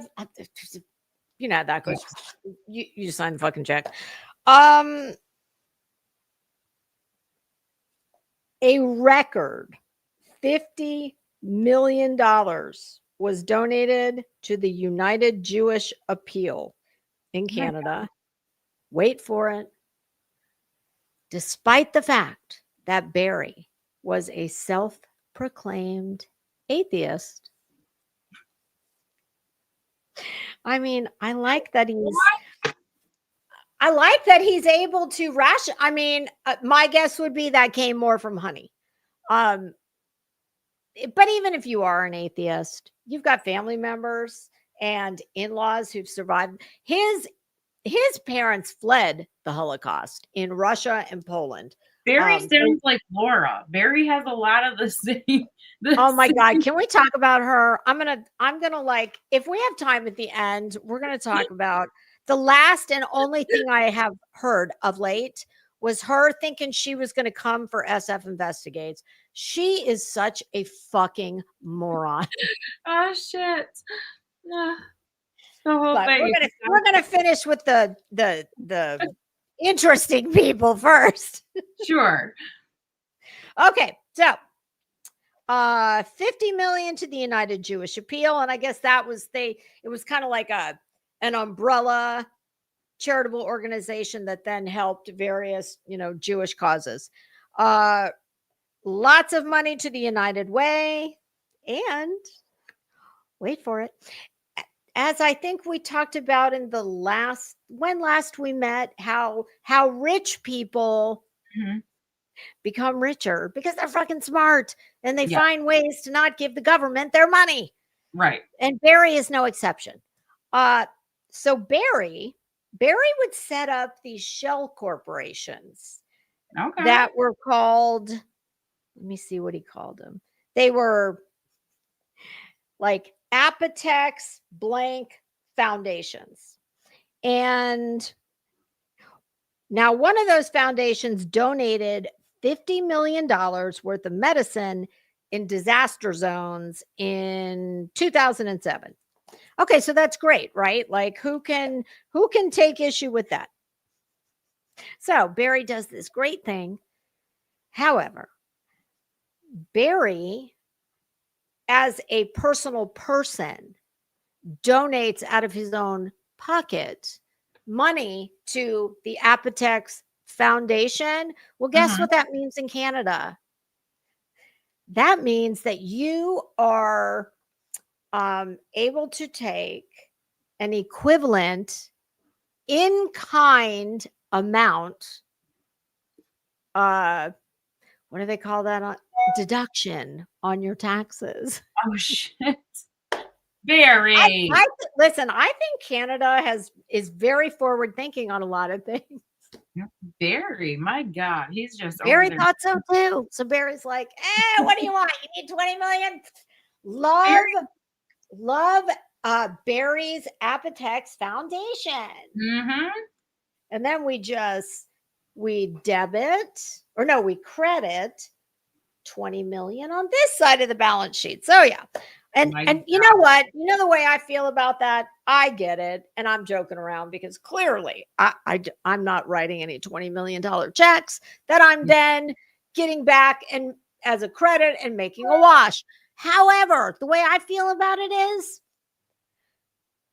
so what? You are actually, he is actually really helping a charitable organization. And if the pleasant side effect of that is he gets to take an in-kind tax deduction, take it up with Canada. I mean, that's how they do it. At least back then, that's how they do it. So, pretty, yeah, they kind of have the right idea. Yeah, I mean, there's a reason that uber wealthy people stay uber wealthy, and it's because they find ways, some legal, some not so legal, not to give their money to the government. And I'm sorry, but fuck the government. No, I don't want to give you any more than I have to. All right.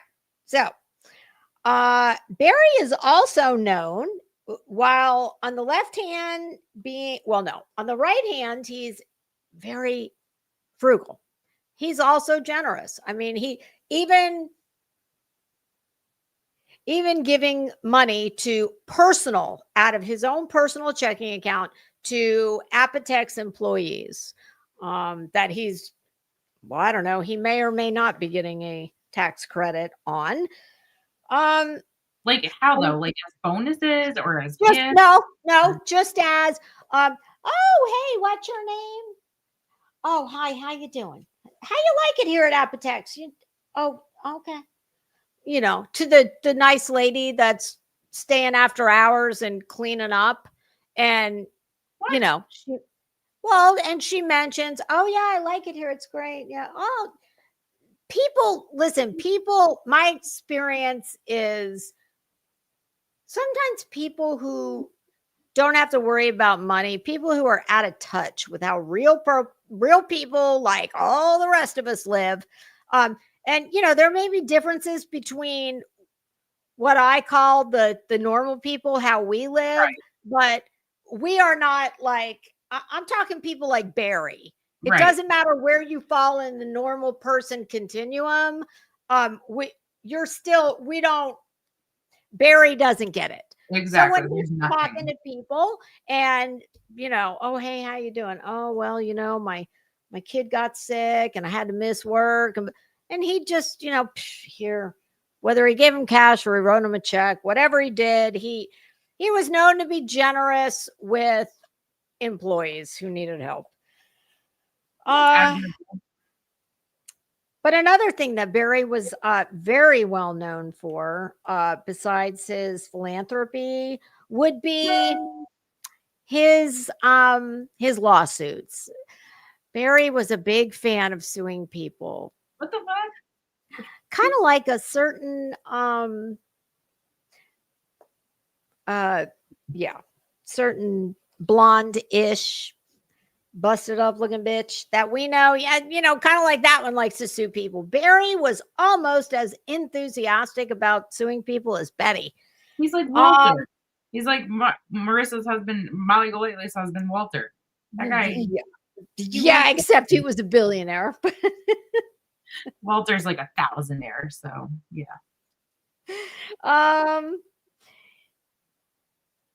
Barry, while being incredibly philanthropic, was also known to be, quote, deplorable by business associates and adversaries.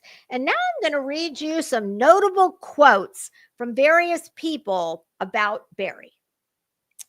Quote, the only person I have ever met with no redeeming features whatsoever. What the fuck? End quote. That from a physician who was locked in the heat of battle with Barry. This doctor was testifying over drug licenses, etc. So in that one, you got to kind of consider the source. Well, yeah. Oh, deplorable. Do they know Hillary Clinton, I wonder? Quote, a deplorable human being, ellipsis. Canadians pay more for generic drugs than almost every other country. He sought to manipulate our system to enrich himself and impoverish Canadian patients who used his drugs. My God, they really didn't like Barry. That from a University of Ottawa law professor. And here's Barry on himself when discussing the subject of drug patents. Quote, the branded drug companies hate us. The thought once came to my mind, why didn't they just hire someone to knock me off? That's rich, Barry. Oh, Barry. Barry was more likely than competitors to litigate adverse rulings on regulatory decisions. Who does that sound like? Yeah, they were just alike, except one was smart and both were semi-bald. And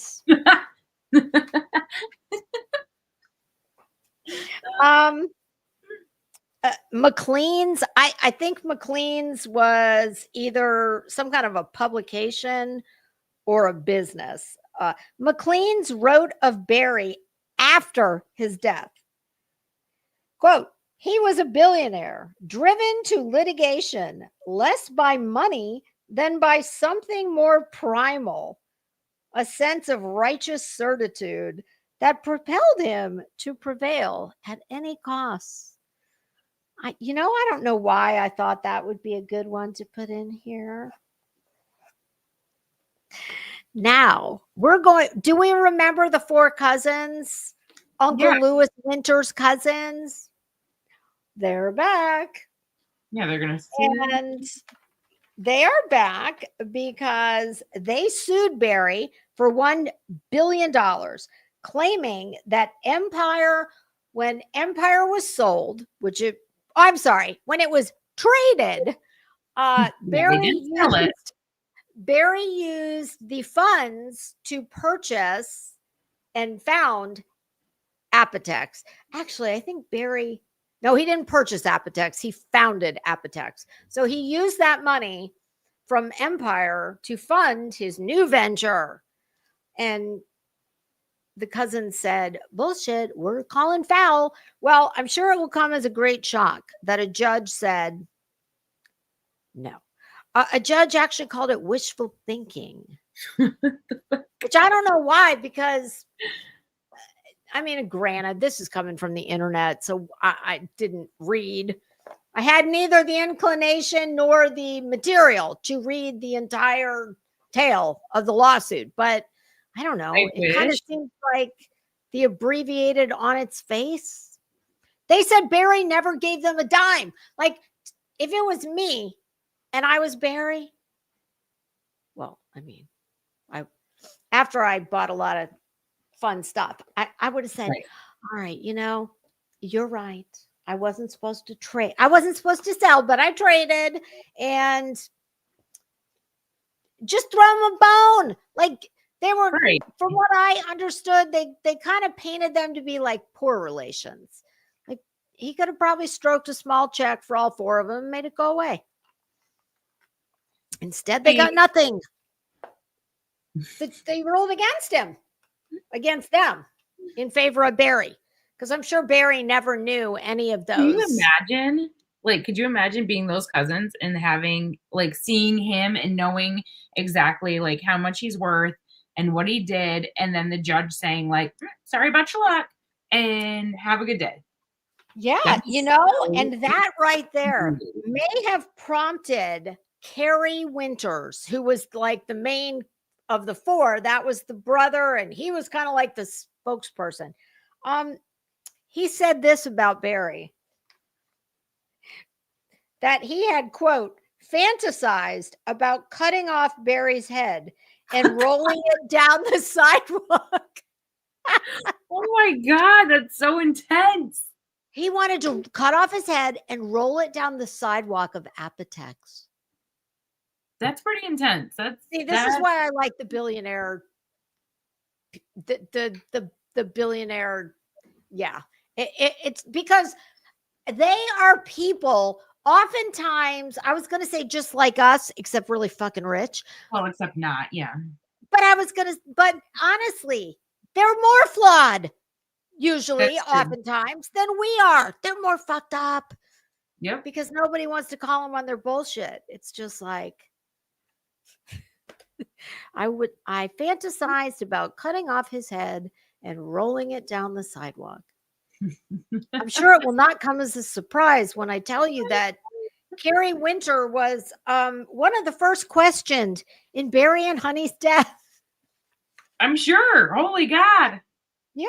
But listen, and Carrie Winter gave that quote, famously, they called it, to the Toronto Sun. Like, he was loud and proud. There was no hiding that shit. I mean, he was making no secret of the fact, fuck him, fuck Barry. Oh, shit. Beheadings for all. I mean, I get it. Can you imagine, though? No. Like, in essence, I have to say, as smart as Barry was, I think Barry would have made his way in the world, whether Uncle Lewis handed him the keys to Empire Labs or not. But that's not the way it went down. It was, okay, sure, I built this. You can run it and buy it later. All you have to do is blah, blah, blah. And Barry was like, I mean, I get how they would feel, but I just would not tell a national publication that I wanted to cut his head off. No, I don't think I would say that. That's the quiet part. That's Dude, the quiet part, Barry. You know that's something like Betty would say. She, as soon as Betty got in front of the camera, she would be like, I could just cut his head off and just watch it roll away. You know she would. One just might be more likely than the other to actually do it. She would say some shit like that. Oh God. Okay, so Barry is very litigious, much like Betty. He's just like Betty, except he's not dumb and all the other things. His toilet flushes, I'm sure, or flushed. Yes, it does. Because the home, so the home that Barry and Honey are found murdered in, with the basement pool that I showed you, that was 12,000 square feet. So when they built this home, shockingly, Barry had a lot of complaints about the contractors who built the home. Shocking. And he decides he's going to sue. Let me see how many.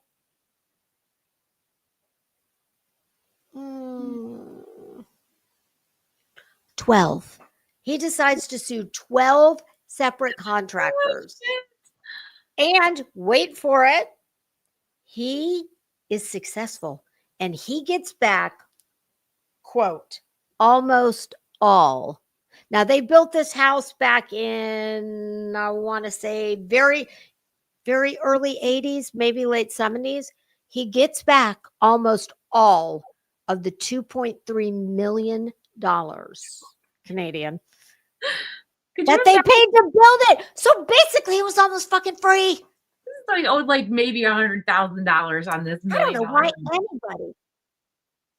don't know why anybody would want to hurt Barry. I mean, I don't get it. He seems like a great guy. Barry seems wonderful. Yeah. That's hilarious. So in essence, can you imagine? In essence, they get this house, 12,000 square feet that they're living in, almost for free. No. That's that's what I'm saying. Okay, we got that. Now, Barry was not just happy to have his hand in the honeypot of Apotex. He partnered with a lot of flim-flam losers who ended up proving to be fraudulent. One of whom was his biggest. He was accused of failing to do something else our friend Betty loves: due diligence. Well, much like Betty, Barry was deficient in doing due diligence. And it led to him hooking up with people who probably were Betty, just with not as good a hair, or better hair. Sorry. Her hair is glorious on sometimes. Girl, I heard you call that shit. What did you call it? Blonde barbed wire? Yeah, that's what it looks like. It looks like barbed wire. I have to say, I have not, since we last met, I have not listened to 5 seconds of her. I cannot. It looks like it's like this. Like if I took all of this hair and I left this hair down, this is about the extent and turned it into angel hair pasta, dryer lint. Yes. Oh shit. I can't say that I miss her. I don't. I haven't been keeping up with her much either because of that. One of Barry's closest associates in other business ventures is a dude named Frank D'Angelo. Barry's kids hated Frank, and these are the various companies that Barry funded or helped fund with Frank: a yacht chartering business, nutritional supplements. My God. Cheetah Power Surge energy drink, Steelback Brewery, and apparently Frank D'Angelo fancies himself a filmmaker. Kind of like Betty is an investigator or a journalist, Frank D'Angelo is not Martin Scorsese. He thinks he is, but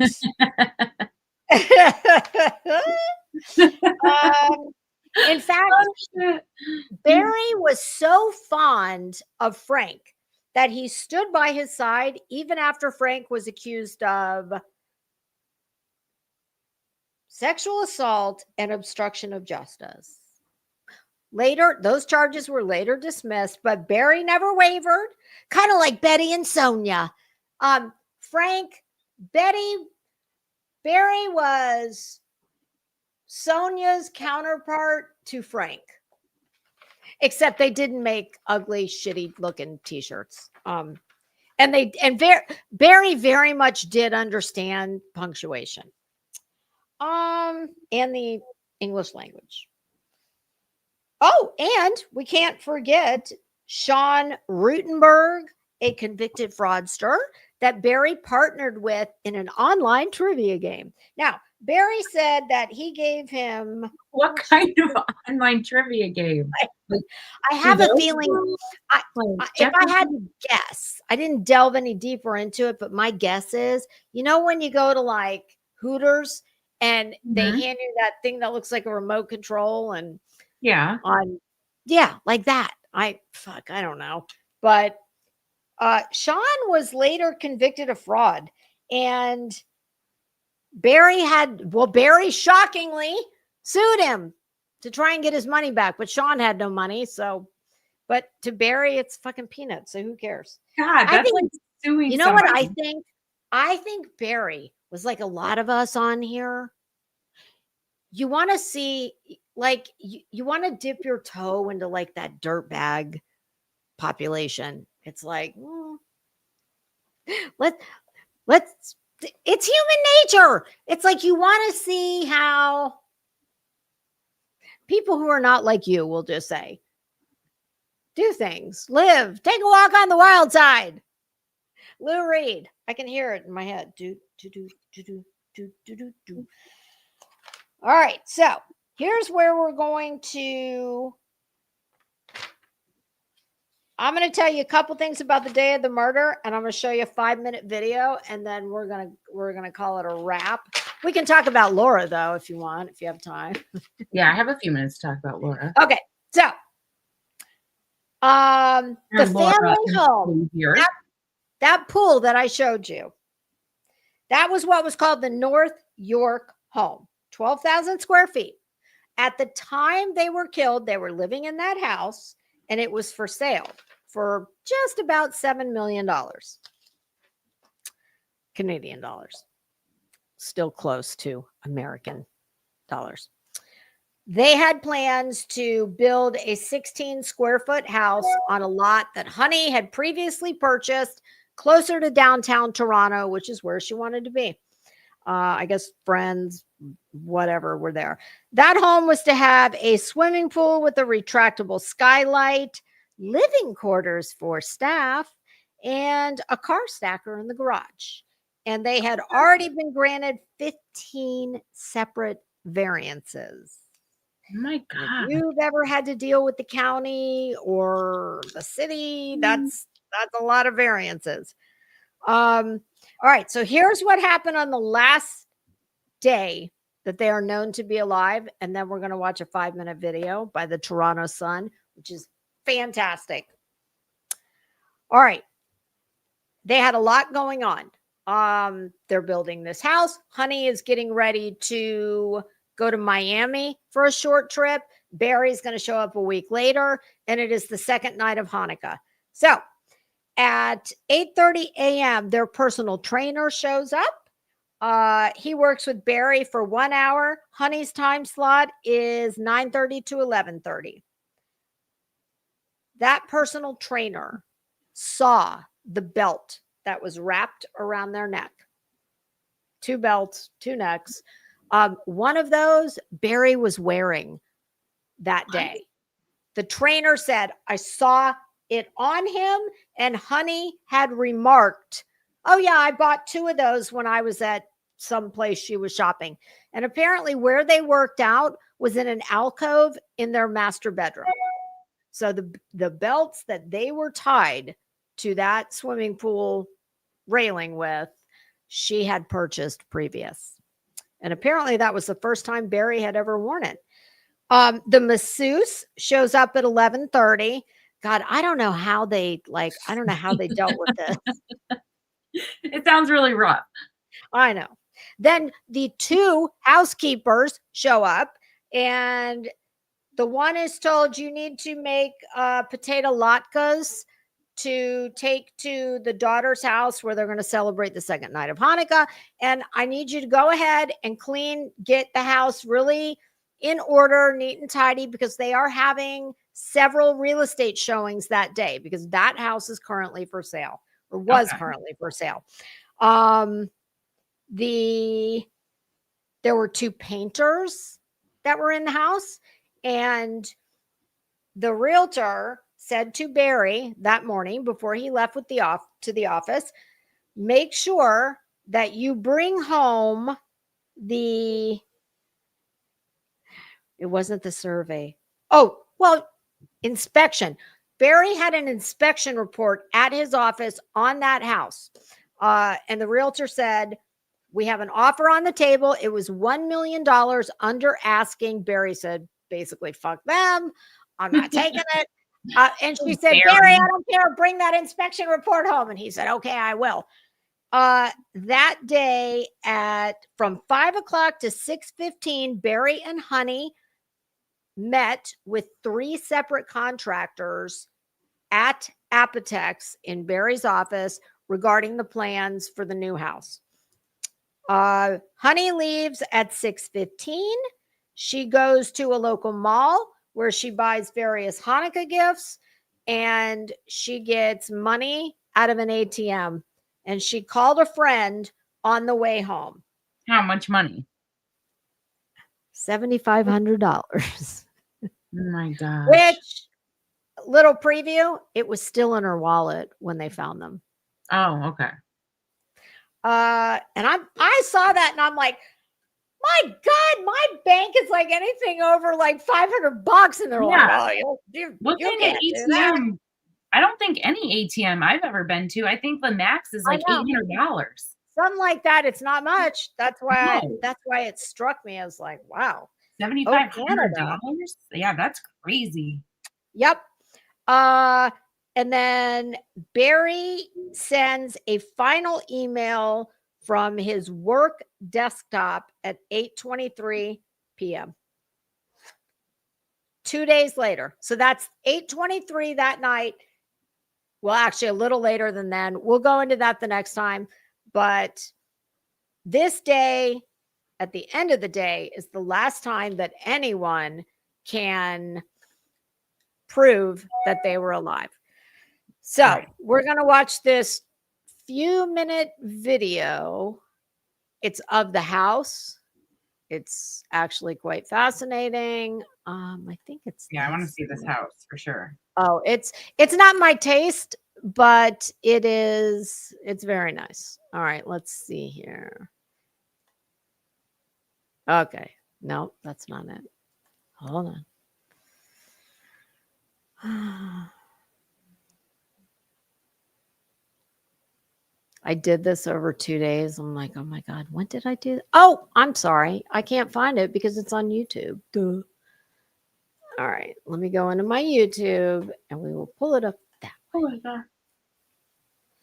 I know, that's me. I'm tired. I stayed up the other night until 4 or 5 in the morning. Okay. All right, here we go. And this is a great video. And I will put the link in the chat. Yeah. If you are interested in this, the Toronto Sun has really been pretty much the authority on this case. All right, here we go. I'm sharing it, right? Yes. All right, let me full screen it, and here we go. It is 5 minutes. And this is everything from the day they're discovered. Murdered in their home in December 2017. Using a mix of the Sherman home's real estate photos and Toronto Star images, I'm going to present the most likely scenario for what happened at 50 Old Colony Road. This is Honey's Lexus SUV on the afternoon of Friday, December the 15th. Police were already inside going over the crime scene. It is likely the Shermans had been dead 36 hours. They were last seen alive together on Wednesday at Barry's Apotex offices. Honey headed home first. She always parked here, to the left of the ramp to the underground garage and close to the side door. Here you get a better view of the door, which was often unlocked. Barry and Honey rarely used the front door of their house. Later on Friday, their bodies would be taken out that way, carried upstairs from the basement and across the grand central hallway. The side door Honey normally used opens into a vestibule leading to the laundry room, kitchen, and breakfast area. Honey was likely home by 8 p.m. The only obvious sign of her movements inside Keep in mind, this house is from like the 80s, I believe. After she arrived, is the location of her iPhone. The realtor who discovered the bodies noticed Honey's iPhone in a powder room friends say she never used, located at the front of the house. The iPhone, with its jeweled case, was sitting upside down on the edge of the vanity. Sherman family and friends speculate Honey may have ran there to escape her attacker. There are two possible stairway routes for an attacker moving Honey from the main floor to the basement. One is in the middle of the house, leading down from the grand hallway on the main floor to the basement rec room. The other is at the back, a spiral staircase. Look at this. In the basement, closer to the pool where the bodies were eventually. You're going to see two sculptures. Keep those in mind. Found. It has been speculated by family, friends, and forensic experts that some of the post-mortem damage to Honey's face was caused by her being dragged down the stairs. Two puzzling findings to note that Toronto police said there was no sign of forced entry when they arrived. First, an open basement window. With the house for sale, all under a window in a front room had been painted to cover water damage. The window was left open to air out the smell. The day the Sherman bodies were discovered, the realtor and clients touring the house noted the window was open about 6 inches. The other finding of note was an unlocked outside door near the underground garage where Barry parked his car. The rarely used door leads into a stairwell. Steps go up to the patio outside on the west side of the house. The realtor noticed that door was unlocked. It's possible this is how the killer or killers entered and left the Sherman home undetected. Barry Sherman would have driven his car down the ramp and parked in one of 6 spots. There are 2 exit doors from the garage, a small door into a utility room, and a double door into the hallway by the spiral staircase. The realtor touring clients that Friday morning discovered 2 items just outside the door near the staircase. A home inspection. What the hell was that thing? Was that like a lady with a sheep? Oh, like, thank you. Thank you. I looked at that. I said, what the fuck? Is that some kind of like futuristic Mary Had a Little Lamb in metal? Like, did their kid make that in metal shop?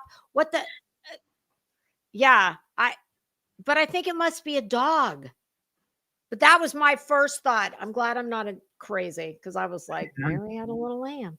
Oh, there's 2. Pay attention. There's 2 more coming up that we're going to talk about later. Report Barry had promised to bring home from the office, and his leather gloves. The realtor, not realizing the significance, picked both up and put them on a knee-high ledge in the hallway. It is likely that Barry Sherman was grabbed at the spot his gloves and papers were dropped. The attackers would have then moved him past the spiral staircase and down a long hallway. Oh, there she is. With the sauna and other rooms on the left and the garage on the right. At the end of the hallway is a door to the pool area.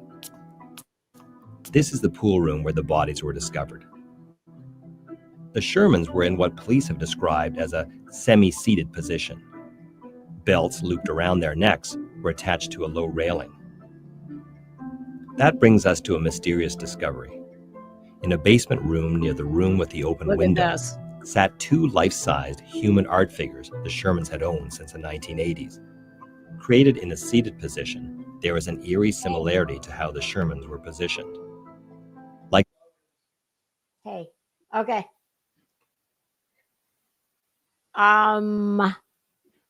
We'll talk about this next time, but there are some eerie positional similarities between Barry and Honey and these 2 sculptures, which I did look up. This was made by I think it was Canadian.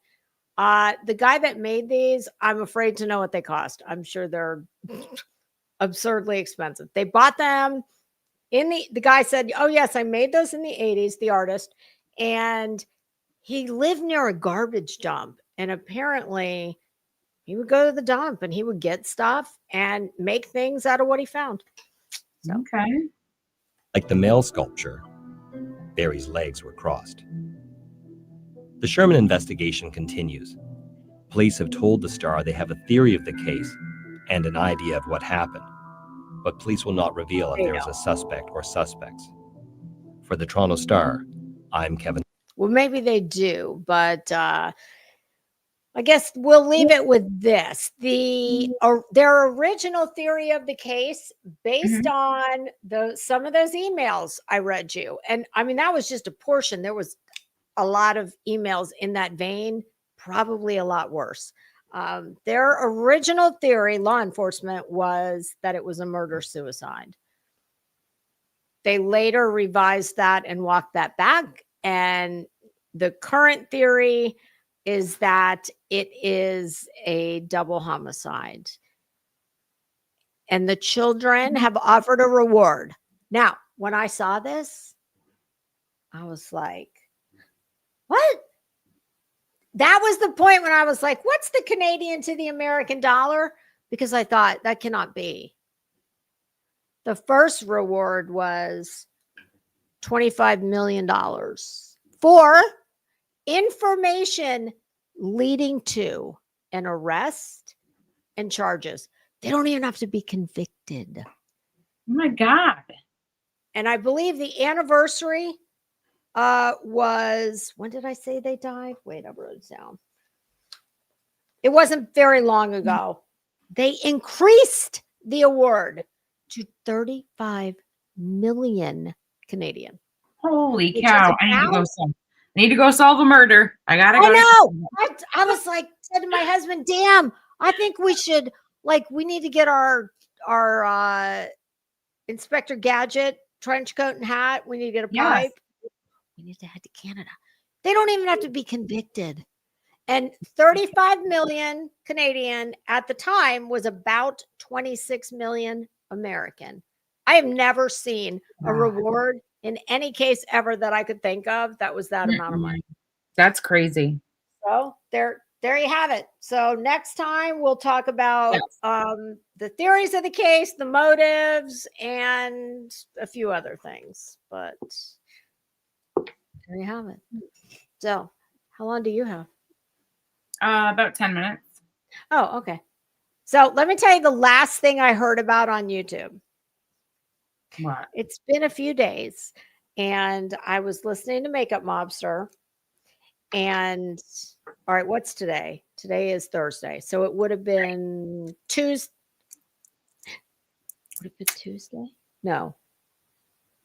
Yes. No. Monday night, I was driving down. I had to go stay with my aunt and take her to the hospital the next day. So on my way to her house, I had like an hour in the car, and I was listening to her review Laura, I think from the night before, thinking she was going to out SF investigates for being a fraud. Oh my God, she is such a fucking clown. She is a clown. How does she not understand? Why is she always so puzzled as to why people think she's such an asshole? I don't get it, because she has no self-awareness. None. No, she does not. But I do thank her for the entertainment, because I was laughing the whole way. I'm like, the fact that she didn't understand. When one appears to tell everybody how fucking stupid they are, and you're a fraud, and you're this, and you're that, and I'm so smart, and I know everything, and then you get found out to be the dumbass that you are, the right answer is, you know what? I fucked up. I'm very sorry. Just like as go politics, go the world. Right. I mean, the American people are very forgiving. I don't know about YouTube, but I know that if I made an epic fuck up, which I make all the time, well, maybe not epic, but I fuck up all the time, I just say, I'm really sorry. I fucked up. Yeah. Hey, I fucked up. I mean, I'm a human being. I do that sometimes. That's it. That's all. I'm sorry. My sincerest apologies. I'm going to take down the video. No, not Laura. Laura's like, I'm sorry, but he still has a small pee-pee. I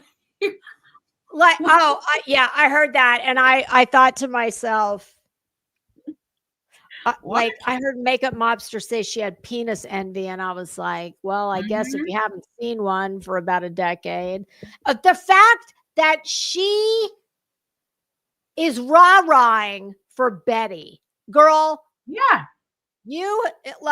Let me tell you something, Laura. It's not a good look. It is not a good look. It's like, do you think she feels like she's persecuted like Betty because people look at you like Betty? People think you're a douche canoe like Betty. Not a good thing. What we need, what the internet needs, what YouTube needs is for Betty and Laura to do like a 1 week thing together on a panel. Please, because please. That's all I want in life. That's all I want. That's all I want for Christmas is if Betty and Laura just get together and panel up and do something together. That'd be great. That is the real world equivalent of Michael Cohen telling the fucking world that he is busy forging government passport documents. It'd be so good. I'd be so happy. I kept hearing her talking about, well, Betty, nobody deserves this, and Betty this, and Betty that. And I'm like, oh my God, she is so fucking desperate for money, for views, for whatever the fuck she's desperate for, that she is going to try and latch on to Betty. I'm thinking to myself in my car,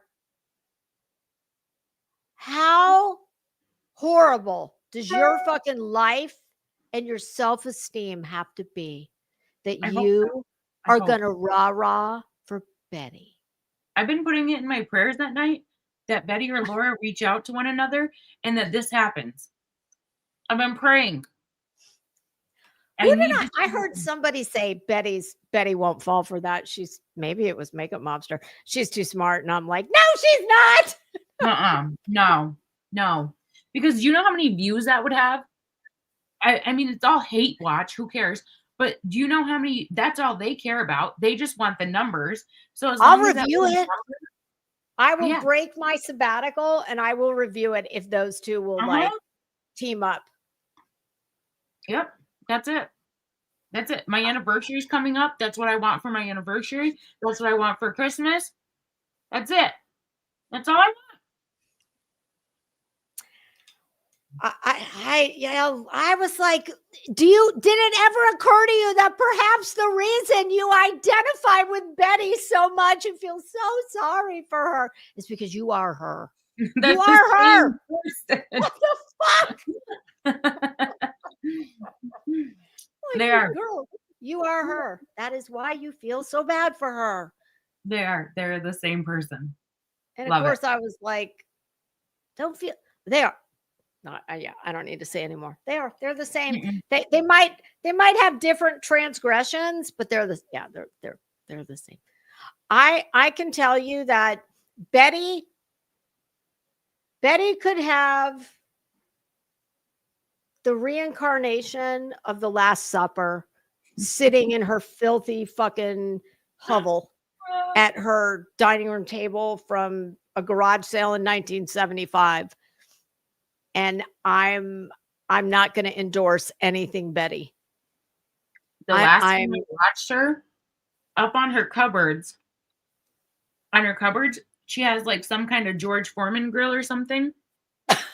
And that fucker is about to fall. It is hanging on by one little leg. It is just clinging for life on that cupboard. So I'm just sitting here waiting with bated breath for that sucker to fall down and just knock her right in the head while she's cooking. I can't wait.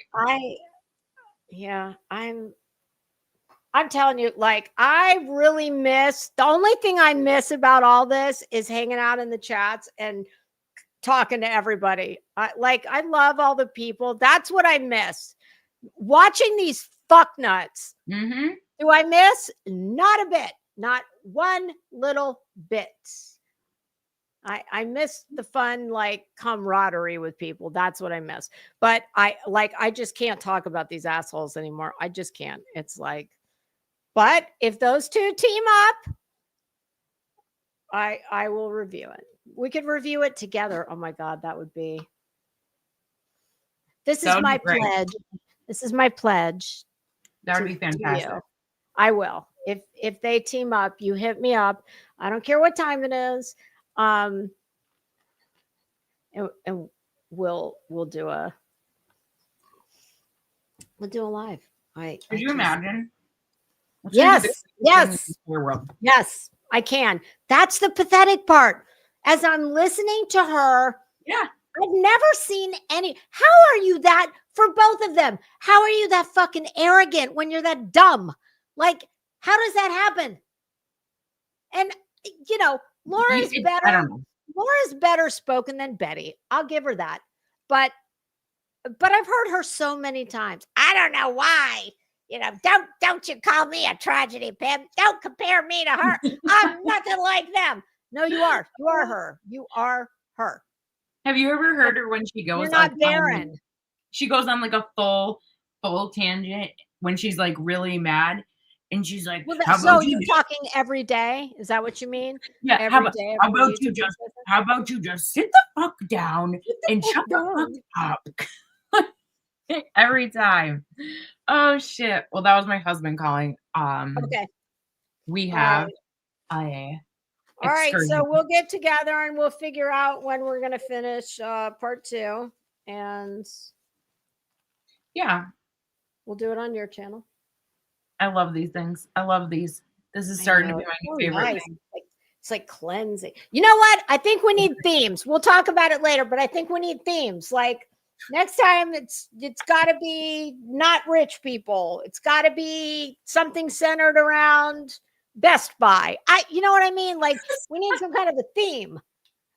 Are there any crimes around Best Buy? I'm just wondering. Well, hell yes. I don't know what I'm sure I can find some. You know what I mean? We'll figure it out. Is there a lot? Well, I mean, if you based it on the Best Buy in my town, yes. I don't even know where the Best Buy is here. I don't think. Well, we would have to do it before California enacts anything over $900 or anything at all is stealing, because they repealed that amendment. So right, we should do it prior to that as kind of like a celebration of Proposition whatever. Neither one of us live in California. We don't care. No. Return to. All right. I'm not going to get political. I will. Oh, and Risa just had a good one. Like medical horror stories, like cosmetic surgery fails. Yes. Oh, yes. We're big. Oh, there's so many proponents on cosmetic surgeries. So I feel like that. Speak for yourself. What the hell are you talking about? Listen, I feel like it's like a minor, like Botox is like, it's like a baby step into cosmetic surgery. That's the first line of defense. That's like the crawling stage of cosmetic surgery. Cross that line. There's more murder than we have life left to live, probably. Yeah, but Indy I think we should. We'll do a theme. Submit your suggestions, because Indy said she still loves the Billionaires and Benzos. I like Billionaires and Benzos as well. I'm with Billionaires and Benzos. Me too. Oh, I mean, how could you? What's not to like? They're nothing. They're both good things. It always fails and goes south, but they start out really good. So in all things, moderation, except money. True. All right, I will text you later. All right. Have a good one. Thanks for hanging out. Bye. Well, that was so much fun, you guys. Honestly, as I was. JP is younger than me. Okay. She doesn't have to take all these notes. Color coded. Look, I've only got 2 colors on this page, but there's 3 colors on the floor.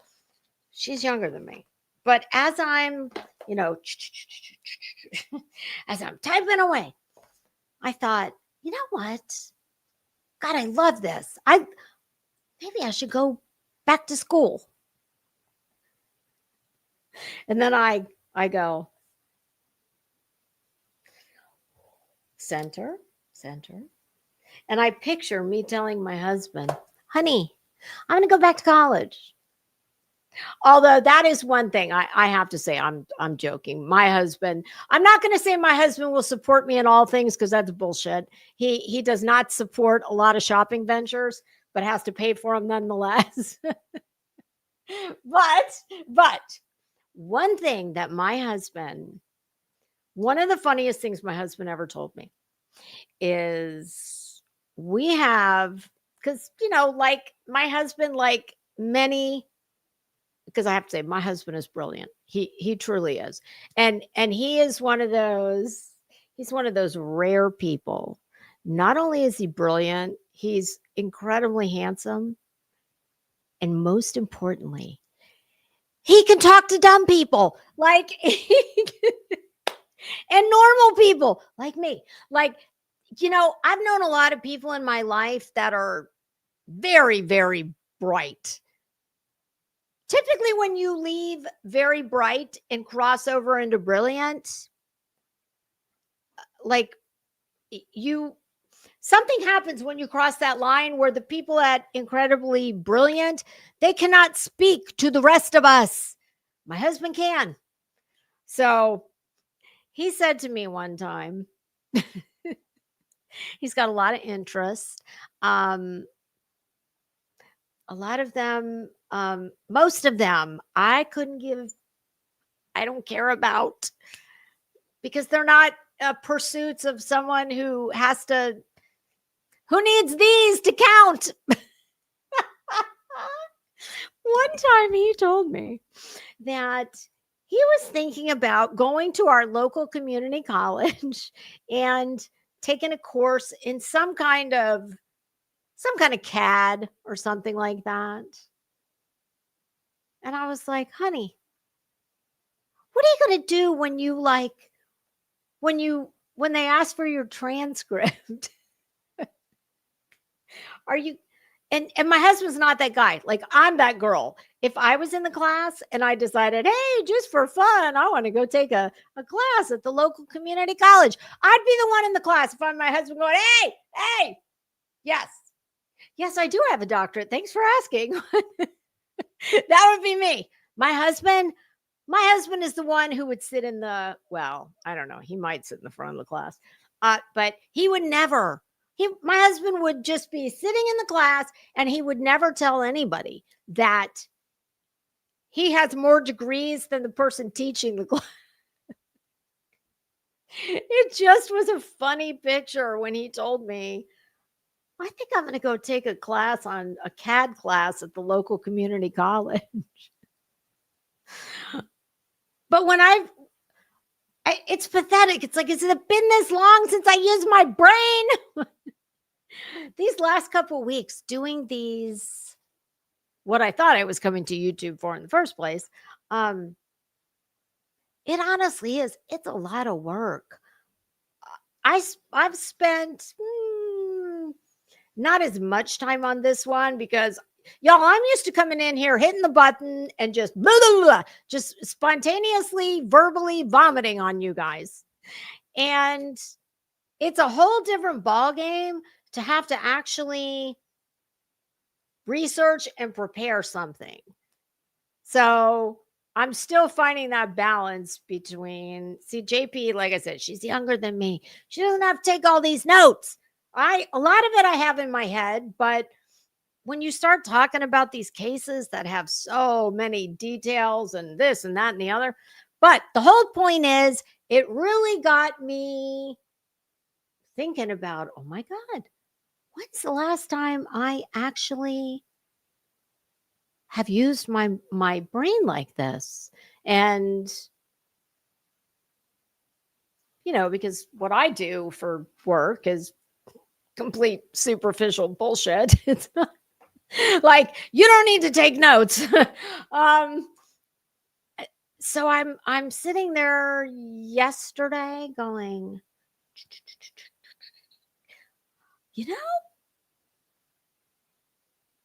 maybe I'll go back to college and I'll go to law school. My husband was like, honey, okay, but just come back. Just wait a few weeks before you stroke a check, okay? Oh, but it has been really nice. I mean, honestly, at my age, for as long as I've been out of school, and like I said, my business, superficial bullshit, it's nothing you need to study for. You either have good taste or you don't. Like, you can't study for it. So to like be back in that, I'm not so old that I don't remember when I did have to really use some brain power. And I'm sure I have to use more now because the older you get, the more brain power you have to use. So I don't know. Maybe I'll go back to school. I'll go to law school and, I'll come back and I'll be the in-house counsel for CRAMA. No, I'm kidding. What are you doing? Hi, Bob. All right. Well, time flies when you're having fun. My goodness, it's almost 4:00. Honestly, though, you guys, I have to say, I do miss hanging out with you all. And I promise I'm going to get back to it. There's just been a lot going on in my personal life. I've got a sick family member that I'm having to help do back and forth to the hospital. And that's just been a lot. And then all my regular life. So, and honestly, the fact of the matter is, I just like, I couldn't, I could not, I was not lying when I said that I haven't listened to anything. I just got to the point where I was like, oh my God, all these people I talk about, I cannot fucking stand. I love you guys. You all are the best part of YouTube. All the tools that we talk about, no, not so much. And it just got to the point where it was like, wow, why am I talking about these assholes? Okay, I'm finishing up, I promise. But I am going to try and get in here with a little more regularity. And I don't know, we'll talk about whatever the hell we talk about. There's a whole world full of shit to talk about. And honestly, I have to say, I would love to go full political. Okay. We'd be talking about the power brokers. Okay. Not us, normal people. So, but that being said, I know there's people who will be pissed. There's people who will have hurt feelings. I really would like to do that because honestly, there are some fucking epic meltdowns going on right now. Oh my God. Michael Cohen telling the world that he is busy forging government documents. Yes, everybody's freaking out a whole bunch right now. And I just, oh God, I would love to do what I always thought I was coming here to do, which is basically the commentary that I sit on my couch and scream at the TV. So, but we shall revisit that. And I'm going to get with JP. We will schedule part 2. And speaking of part 2, I tried to watch The Joker, Folie à Deux, the other night. I'm so disappointed. I loved the first one. I love Joaquin Phoenix. And I like Lady Gaga a lot. And I actually think she's a decent actress. I just not a fan. We got about 30 minutes in and looked at each other and said, this sucks. But don't worry. I've got all kinds of other movie and TV selections. I've been a little preoccupied with this election. I will admit, on election night, I stayed up. That was a day. On Tuesday, I spent about 6 hours in the hospital. I had to get up at the ass crack of dawn on Tuesday morning to go to said hospital.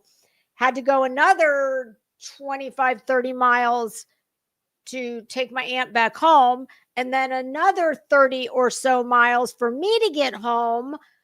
Called my husband. I said, I'm pulling on the street, run out to the car. We'll go vote. That's what we did. We came home. I had enough time to shower and throw something down my gullet. And I watched the election returns until about 4:30 in the morning. And then last night, I said, I got to go to bed. I've been glued to my TV for like 2 days. And it was funny because as the returns were coming in, like when the first polls closed, about every hour, I'd look at my husband and say, Bill Hemmer and his fucking whiteboard iPad with the county by county, light pink, red, light red, blue, light blue, gray. I was like, oh my God, I'm going to have a breakdown. Like, I cannot keep watching this. I think I'll go to bed and just, I'll know what happens when I wake up in the morning. But I remember the last election and I was like, I can't do that. No. So every hour up until about 4:30 in the morning, I basically said, oh, I'm going to go to bed. I'm going to go to bed. As the night wore on, I felt better and better and better about the result. But finally, by last night at 9:00, I slept about 2 hours on the wee hours of Wednesday morning. I was up all day yesterday doing this. And I don't know, that's either an endorsement or oh my God, girl, you need to retire this shit too. But I hope you know that I promise, I will never come in here like, if I'm going to come in here and talk about something, I'm bringing you, I mean, I'm not going to say I'm bringing 100%, but I'm going to bring at least 90. I'm going to try. So that was, I went to bed last night. I think I finally fell out around 10 o'clock and got up at 8, and I was like, shit, I still need to, I was pretty close to being done with this. And then around 11:30, 12 o'clock, I was like, stop. I started looking at more shit. But so I'll get with JP. We will figure out when we're going to do part 2, because there's at least another, I know her story now that I know it. I think we each definitely have another episode, but I would like to get kind of like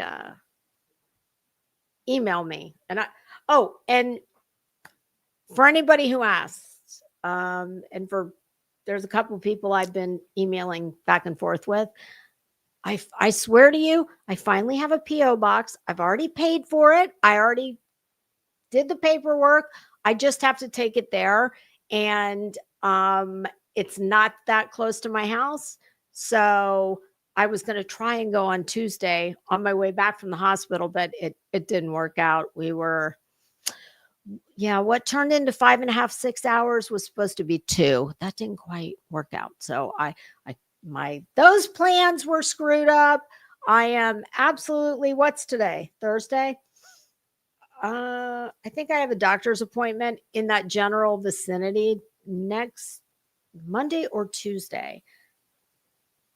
Barring the end of the world, all I have to do is go take my driver's license and my second form of ID and then they'll give me the keys and they'll give me the number. If I had the number, I would give it to you, but I won't have it until I go turn in the paperwork and show them my ID. But next week, the beginning of the week, without a doubt, I will make it happen.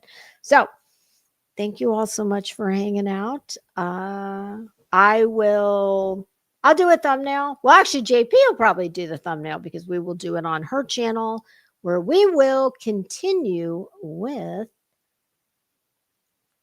our favorite felony files. All right, kids, thanks for hanging out with me. I miss all of you. It was nice to see you. And you never know, I might pop in here this weekend and we'll just talk some shit. We shall see. All right, pussycats, have a good night. Father, you should know I've been going solo. Want my love, baby, earn it. Yeah, dancing on my own. See if you can follow. Got me feeling alive.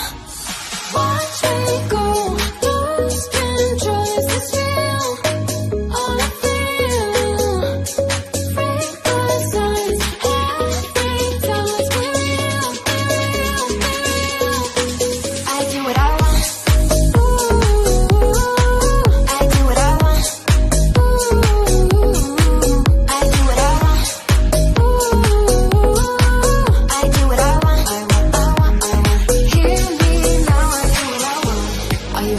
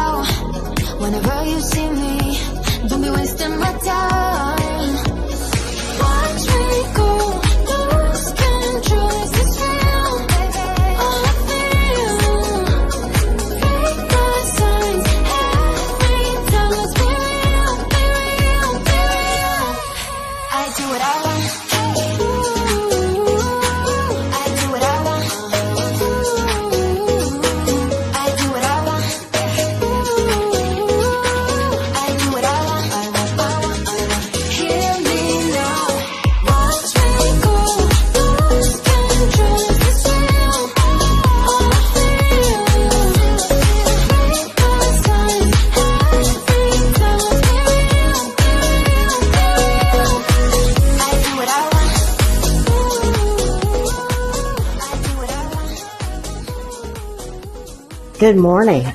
What's new, Pussycat?